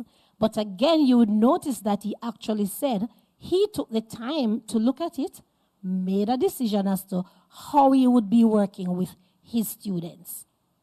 And I could give stories too in terms of working in a situation in which students were asked to focus on a particular curriculum, but in looking at the profile of the children, these students, and the prospects for them, it meant making some adjustments. That room is there. However, as he would have said, at a particular point in time, he would be expected to move his students from point A to point B. And while he never said how, I think he would have won their confidence sufficiently that they would also take responsibility. They would also be owning that learning process for themselves and playing active role in the process. And that's what we're also saying when it comes to implementing the curriculum. Use assessment data as evidence and engage with the students in shaping that plan, because the students can also help each other in terms of achieving the objectives. What are we doing at the ministry? We are providing support, we are monitoring, we are coaching persons, we're providing support resources, and we're also open to those conversations with various stakeholders to help to develop our teachers and also to shape interventions. So right now we're also looking at interventions to help with students' development, psychosocial support for our students, as well as for them to develop in terms of literacy, numeracy, and also for them to be grounded in their identity and also develop spiritual intelligence. Okay, thank you very much, Dr. Hamilton Flowers. Now to you, Mr. Hall. Professor Ying in his presentation made mention of the licensing of all professional educators, and in your presentation you said you're not opposed to the licensing of teachers. What you're opposed to is the modus operandi, and you think it should be a quality assurance mechanism. What exactly would the JTA want to see in terms of the licensing of teachers? How will this quality assurance mechanism work? Thank you kindly. I would, however, like to also posit a comment on the matter of the primary curriculum, because the primary curriculum teaches one thing and tests another. We must recognize that the end exam or the culminating exam for primary school is not an aptitude or an achievement test. It is in fact a placement exam. So its aim is to ensure that the preferred spots are given to the students who can get the better grades. So from that standpoint, you realize that there is less focus on achievement and attainment in what the exam is teaching and more on how you will get a better grade than your counterpart, and as such be prepared or be chosen for a preferred space. Because we have a feel in Jamaica that a weak student in a good school has a greater likelihood of performing well than an average student in a weak school. So the alignment of the curriculum and the test is something that ought to be looked at. On the matter of licensing, the teachers' organization would well, we do welcome the idea of being licensed. We want to see a body created which would ensure that professional standards are upheld. We want to see that body guarantee or somehow seek to revolutionize the view and image of teachers as professionals within the society. And fundamentally, we believe that that can only be achieved if there are professionals doing this professionalization. And what do I mean by that? The body that seeks to make this profession more professional can't be non-professionals. And when I say non-professionals, I would want you to recognize that we have a blueprint that seemed to have worked in Jamaica. We have the legal council, we have the medical council, we have the nursing council, and they are all operating. And as far as I'm concerned, they are doing well. We would want to see the teaching council patterned in similar manner to guarantee and to ensure that the individuals who are making policy decisions on behalf of teachers are themselves teachers. Thank you. Okay, thank you very much, Mr. Hall. And we could dissect a number of issues there, but we have to move the discussion along. Now, Dr. Edwards, you made mention of the private education sector being part of the debate when it comes to tertiary institutions. What does the private sector, in terms of tertiary schools, what do you want to see? What support do you need from government or other non-government organizations? Well, thank you, Andrea. There is no question that the private institutions have played a key role. Mention was made earlier about the haves and the have-nots. If you take, for example, an institution like Northern Caribbean University, we came into existence at a time when only the children of the elite and the rich could afford access to tertiary education. But through a number of initiatives, we became the engine and the emblem of a revolution to provide access to students would normally be refused by traditional systems. Even in our high schools, we have had students joining high schools in our system in their 20s, mid-20s, getting a start at life that traditional systems would not have allowed them, and they have gone on to do well. So I am recommending that the government looks at the private education system where vast numbers of Jamaican students choose to follow their educational pursuits and partner with those institutions, providing them with grant support in critical areas, and also ensure that these institutions continue to play the critical role that they do. If, for example, there is an institution that is excellent in a particular area, I believe that it is in the interest of the country that the government supports any area within any institution that is providing excellent training. So that way, we provide the best persons to the world. In addition to that, we have to remember that the persons who have access to tertiary education are more likely to receive jobs. And it's not just an economic matter, because according to the Patterson report, the person leaving high school the unemployment is about 40%, whereas one leaving a tertiary institution is about 19.9%. So that it's not just an economic matter, but it's also a social matter. People who have access to tertiary education are less likely to be involved in crime, and they play a greater role in the social life of their communities and help the institutions to do better.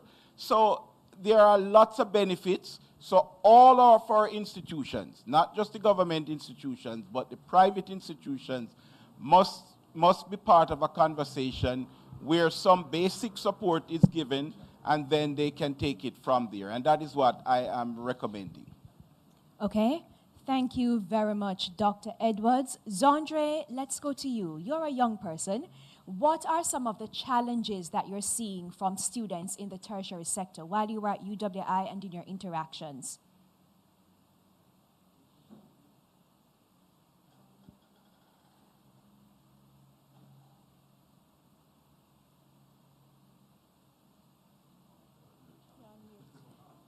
I'm not hearing Zondre. I realized he was trying to speak. Do we have him now? Will we be able to hear him now? I do hope so. Let's try again. Zondre, your response. That's the common problem. All right, we'll get back to Zondre in a bit. Let's go over to you, Ms. Robertson. You spoke about Flow's efforts to roll out broadband so that more persons can get access. In your research and investigations, what are some of the challenges to persons accessing internet connection, and is there a strategy to help them overcome that? Thanks for the question. Yes, so we've consistently worked to improve our rates of coverage, and as I said, we've made quite a bit of inroad, covering 650,000 of the 700,000 approximately households with electricity. The challenges that we face are not necessarily in the deployment of services and the attempts to make services accessible, but it's really in terms of keeping the service available. And why does that occur? We still have quite a bit, I would want to say too much, vandalism happening on our plants and in our infrastructure. That is the primary issue, vandalism and theft, that compromises the quality of service that we are able to deliver when we do achieve our coverage goals. Now, the issues are obviously vandalism is the destruction of property. We've got the theft of property. And theft, another one we think of is electricity. So we do have, whenever we have an outage, we are dependent on electricity. But we do also have backup and backup power sources in our plants. But those also get stolen. The fuel that is needed to keep those plants running gets stolen. The batteries get stolen. And in some cases, we've actually seen the entire plant be removed. And we've seen that happen. We've replaced. So we are committed. We continue to replace the resources when we lose them. But this is something that we have not yet been able to abate. We lose resources due to burning of debris, burning of the cables themselves, debushing exercises where the fauna will fall on the cables and damage them. And we also suffer a lot from overladen vehicles as they traverse our roadways. They will pull down cable. So we're committed to keeping service up, running, but you will appreciate that there is time and financial resources that are required to keep the service up and running. So what's required? I mentioned in the opening comments our desire for partnerships. These partnerships, I spoke a lot about partnerships with the Ministry of Education over the years, and particularly during the onset of COVID, to get students connected, keep them connected, and provide access to resources. We also need partnerships with the rest of the government in terms of our national security efforts, in terms of our judicial system. The theft of cable is still a predial larceny. The penalties for stealing cable are woefully wanting, if I can use those words. It really does not parallel to the impact that we are seeing from the actions. And so we have provided a lot of support to review the legislation with our own legal teams and to make recommendations. We just need to see those implemented. And I'll end by just leaving a thought. In my mind, certainly, the damage that we experience, we have an absolutely solid network. There's no doubt about it. But it's only as solid as we can protect it. Now, I want us to start thinking about cable damage and cable theft as cybercrime, because the net effect is that we are affecting our ability to access cyberspace, which is going to translate to our education, it's going to translate to our healthcare services, it translates to our economy as we are able to conduct daily business.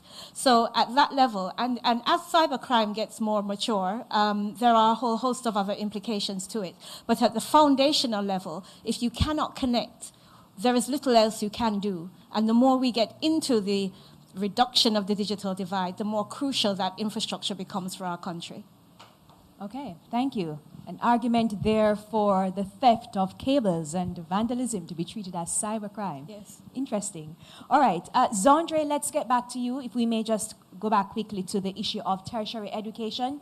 I was asking about some of the challenges being faced by students when they, in fact, are able to access tertiary education. What are some of the challenges that they face, and what would you like to see implemented to help the children to overcome that, or the students, rather, to overcome that? All right, thank you so much. I think that's a question that absolutely needs to be dealt with from the perspective of as broad a base as possible. Now, I went to the University of the West Indies. That's where largely my experience was confined. So perhaps my experience is not entirely generalizable. However, I can say that from my interactions with individuals from different or from other institutions, these issues that I'm about to posit seem to be quite general and quite applicable to their experiences as well. And right off the bat, at the top of it, would be access to the things they need while in university that's being inhibited by the absence of funding. Now, basically what I'm trying to suggest is that getting into university and being able to pay the tuition is one big headache that you have to go through. But having done that, there's still a lot more that needs to be funded that sometimes we don't pay attention to. And it's those little things that add up that I think we need to focus on as well. Even if we may not be able to make tertiary institutions, completely financially self-sufficient within 2 or 5 years, certainly if we start on that path that Professor Ying has suggested, then in 5 years we'll certainly be better off than where we are now. So the recommendation there is just to take into consideration making these institutions more financially sustainable so that they can make education more affordable for those of us who sojourn there. So that's the first one. The second one, and perhaps equally important, is our almost obsession with random metrics that seem to not be really useful in the real world. And for those of us who recently completed a degree anywhere, we may have that sense of disconnect between what we were taught in school and what is actually useful in the real world. Now, take my word if you'd like, or reflect on your own experience if you'd like, but I'm sure there were a lot of things that you had to study that you found to be absolutely useless when you went into the real world. Now, I'm not suggesting that we'll always be able to predict what is useful, but a more strategic approach to creating and curating curricula that are suitable to creating individuals who are excellent for the given field that they will be serving, I think is very, very important. There's also a challenge with the almost obsession again and praise of a toxic work culture. One where not much effort is put into preserving one's mental health. Not much effort is put into ensuring you have a balanced approach to education. Now, this is a religious or semi-religious context within which we speak, and certainly many of us here are familiar with the implications of ensuring that we have a balanced approach to education, not sacrificing our mental or physical health for the sole purpose of achieving these vanity metrics, for want of a better expression. Now, a challenge with that is that we end up creating individuals who think that they're best suited for the workforce if they work the hardest in their class. And for those of you who've been in the workforce for a while, you realize that is not the reality, because the studies have shown over and over that those of us who are best able to balance our personal lives with our professional pursuits tend to be the ones that create systems that actually move the needle forward. So I would recommend that when we're creating or curating our curricula, we focus a little bit more on the holistic development of our students and not just on getting in the 99th percentile in our various classes. Another major issue that I'd like to point out is again a focus that is unevenly spread across the different fields of study offered. And a praise again for traditional occupations and courses of study, with almost a detest or a condescension towards the ones that may not be your traditional occupations. Now, I can imagine, you know, I might look like a hypocrite. I went to school and studied medicine, so what am I talking about? But even us will see that the disparity that exists between how persons who are pursuing the traditional medicine and law and nursing and teaching are viewed as academics versus those who are pursuing more vocational areas of study is real. That disparity is quite real and quite unfortunate, because if we're being, you know, 100% honest with ourselves, we'll realize that a lot of these other professional areas or these other career paths may, on an individual basis, push the needle further as an economy than a given doctor or a given lawyer may be able to. So if we could somehow encourage a removal of that stigma attached to pursuing more creative career paths, you know, what of the fashion designers and the social media influencers? What of the persons who are creatives at heart, the entire orange economy? Where's the social commendation for persons who would like to pursue academics in those areas? And where are the courses in our institutions that encourage these persons to take a very academic and strategic and research-driven approach to doing well in these fields? So some of the issues that we're facing were outlined just now. I'm sure that we could find a lot more. But again, if we can focus on holistic development of our trainees, you know, keeping in mind that metric that is useful for the workforce and not just created to rank us among our peers, then I think we'd be, you know, leaps and bounds ahead of where we are. Andre. All right, let's see. And he's getting a round of applause from Andre, you're getting a round of applause from persons here in the studio. All right. Let me quickly take some questions from the chat. I think this question would go to Dr. Hamilton Flowers, if you can respond. And this question is from Gavin Lowe. Professor Orlando Patterson, in the report, he indicated that we're not getting value for the money spent. Can you say where the resources have gone? That will be difficult for me to respond to. I can say, however, that we have been investing resources in the development of our students. We have been doing training activities. We have been providing support resources, even as it pertains to the COVID situation, just working with partners to help to make things happen. So we have been. All right. I heard you. Okay, we'll leave it at that.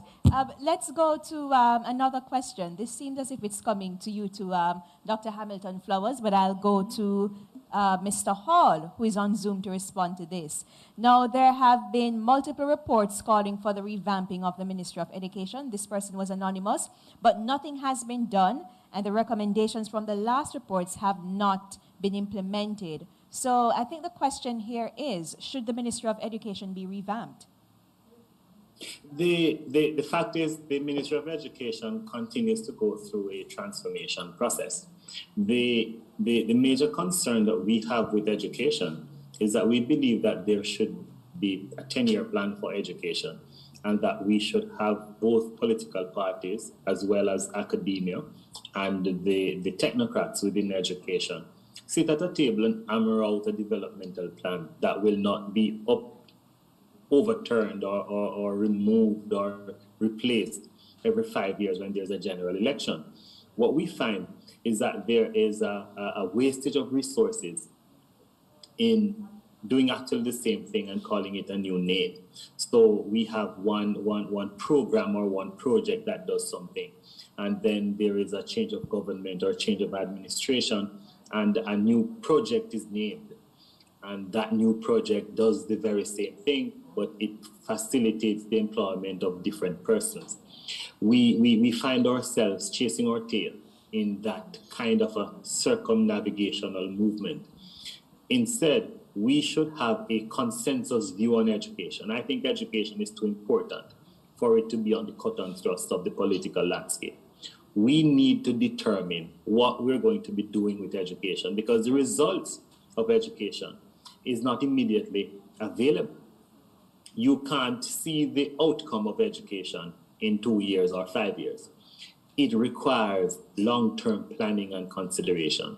Let us just look north. Cuba has done significantly well with their educational product because they were able to maintain a particular trajectory for a considerable period of time. I believe if we bring our two political parties, the technocrats within the Ministry of Education and the pedagogues within the educational fraternity, to the table, we can hammer out a growth path that will see the small educational budget being put to greatest use. Thank you. Okay, thank you, Mr. Hall. Now we're running out of time, so we have to go to the closing remarks from the panelists. I'm going to begin with you, Dr. Edwards, and if you can just confine your remarks to about 20 seconds, we would appreciate it. Dr. Edwards, beginning with you.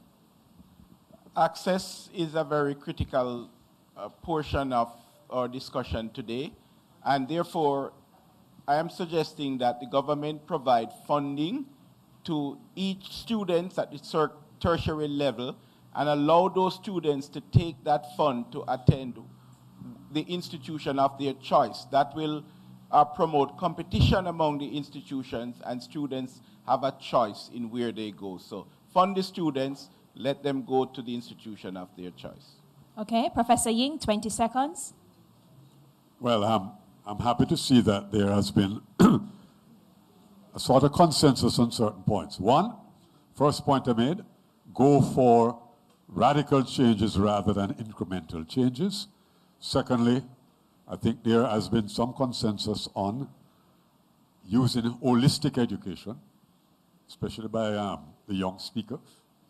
And what I didn't hear a lot on, which is really the meat of the matter, is how do we finance education? So that's another debate for another time, Prof, in terms of the financing. All right, Ms. Robertson.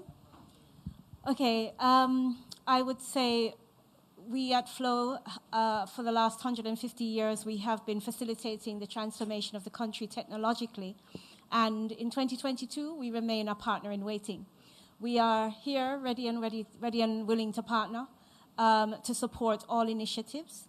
I would ask that persons help us to protect the very valuable infrastructure that is the network, both mobile and fixed, that supports all of our transformation.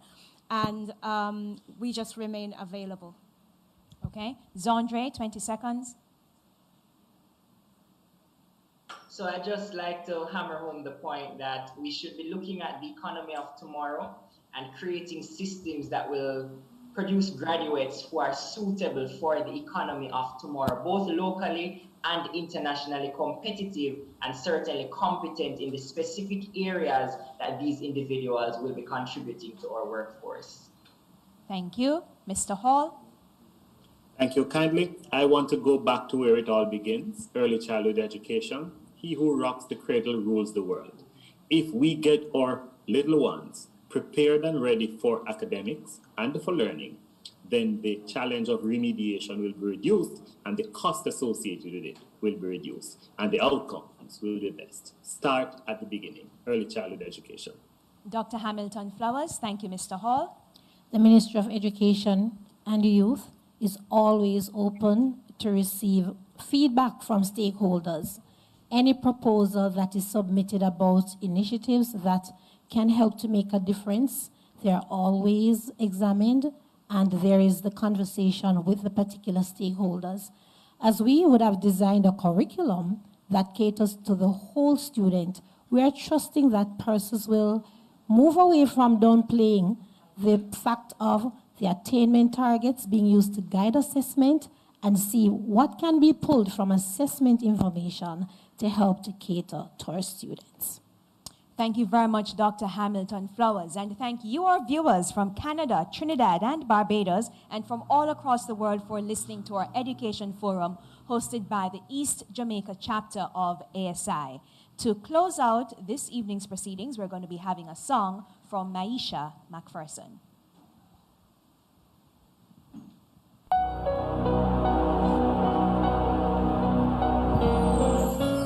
From the highest of heights to the depths of the sea, creations revealing your majesty.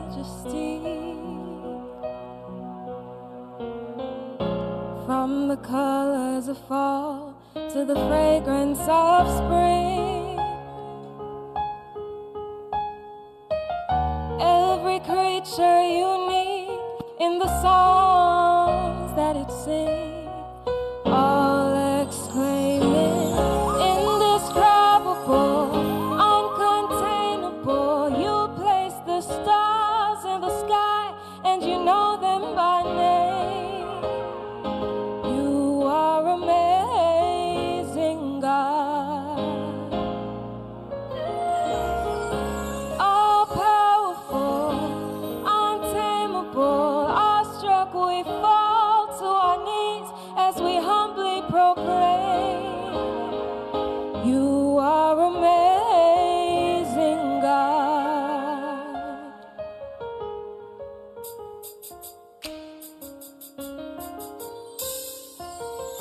Who has told every lightning bolt where it should go,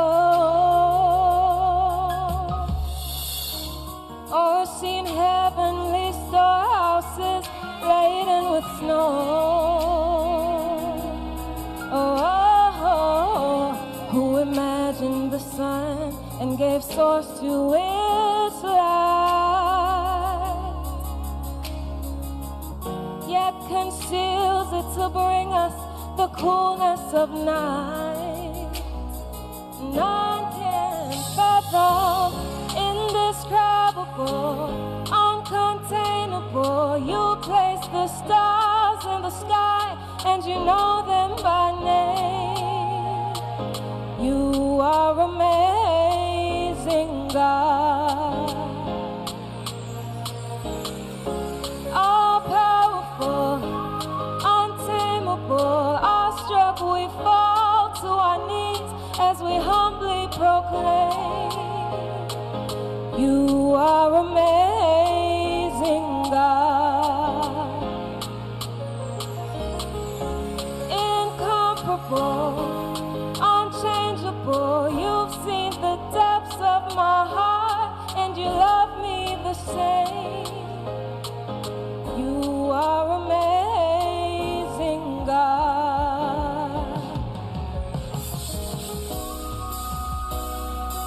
You are amazing, God.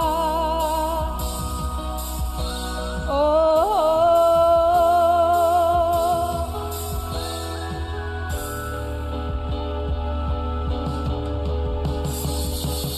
Indescribable, uncontainable, you place the stars in the sky, and you know them by name.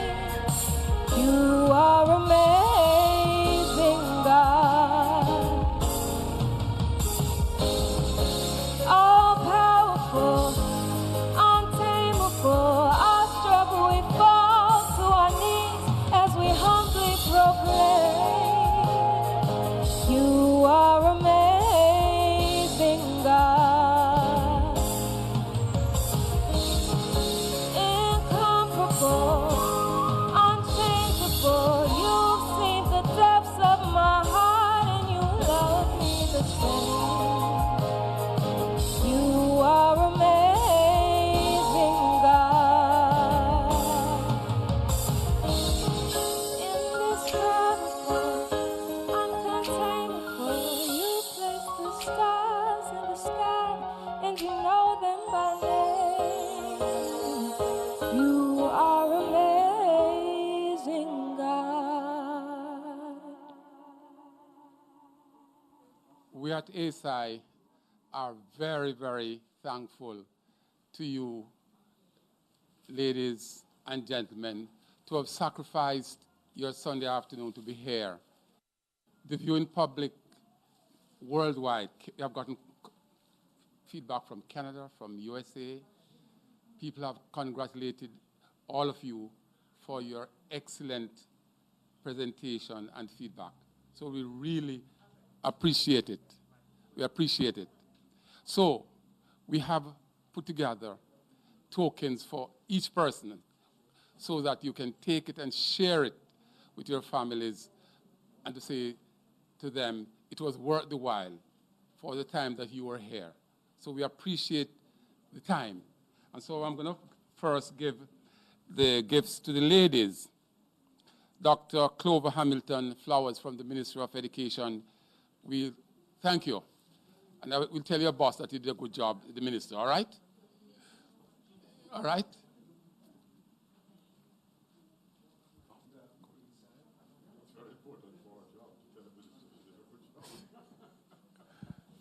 Great. And then Lady Carol Robertson, thank you very much. We'll be in touch with you. We are looking partnership at NCU, partnership at ASI. So we are going to ask the president to take your business card because NCU needs some help. So I'm introducing you formally to the president of NCU. All right? Great, great, great. You're talking great. President.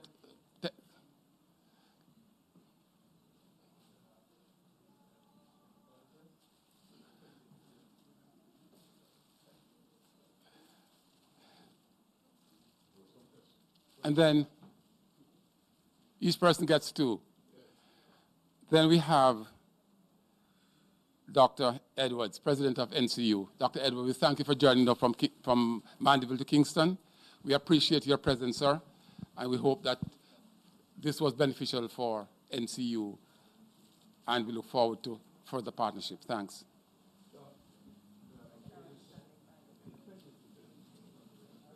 And then we have Prof. Ying. Prof, an excellent presentation. You have dissected this report very well, and I'm sure tomorrow you'll see it in the newspaper. It will be on the news. It's an excellent researcher, and the feedback you have done. We thank you very much, and we go way back, and we appreciate you're here.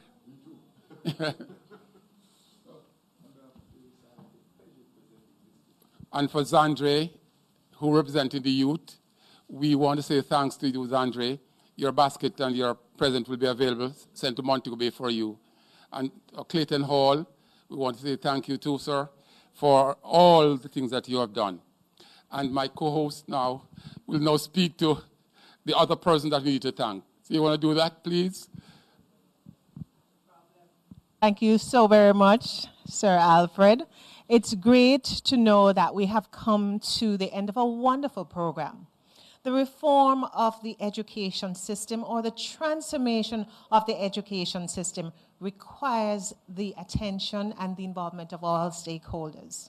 No matter where you are, whether you're a parent, whether you're a teacher, whether you work in the education ministry, whether you are a partner for education as Flo is, or you are someone who is experienced in the system of education as Professor Ying, Dr. Edwards, a starter like Zandre, or someone who has worked in the system at several levels as Clayton Hall has. We all, as stakeholders, have a role to play in the transformation of our education system. It was Nelson Mandela who said that education is the greatest weapon that we have for the development of countries like ours. So as we leave here this afternoon, I'm very thankful to have been part of this presentation. ASI continues to push on education and topical issues that will benefit us as Seventh-day Adventists, as a country, and as a people. And as we move forward to a world-class education system, we require your help. Every single Jamaican needs to be involved in the transformation of our education system. ASI tells us that there's a place for every single worker in the vineyard of the Lord. There is a place for every single person in the transformation of our education system, whether in financing, as Professor Ying has said, whether it is in helping to chart the vision, whether in helping in partnership. We all have a part to play. My name is Cheryl Pink, and I thank you for having joined the ASI team, as well as the East Jamaica Conference team, the technical team who has been here with us all afternoon, and all these presenters who have given of their experience and expertise. We thank you for having joined us this evening. Do have a pleasant Sunday evening. We must say thanks to Angela Chisholm from London, and also Cheryl Pink, and also President Nathan for being here, and Pastor Everett Brown, the president of NCU, and the president of the Jamaica Union, for his prayer and support of this program. We want to say thanks to the technical team and to our producer of the program, Lady Adis, for the excellent work you have done. Thanks, everybody, and all those persons out at PBCJ, those persons who watch the ASI YouTube, the EJC Virtual Church YouTube, NCU FM, NCU TV, and the person in Canada, in Trinidad, in the USA, and other parts of the world who watch this program. May God continue to bless you. And those persons in Jamaica, we thank you for watching. May God continue to bless you. Thank you, and have a good evening.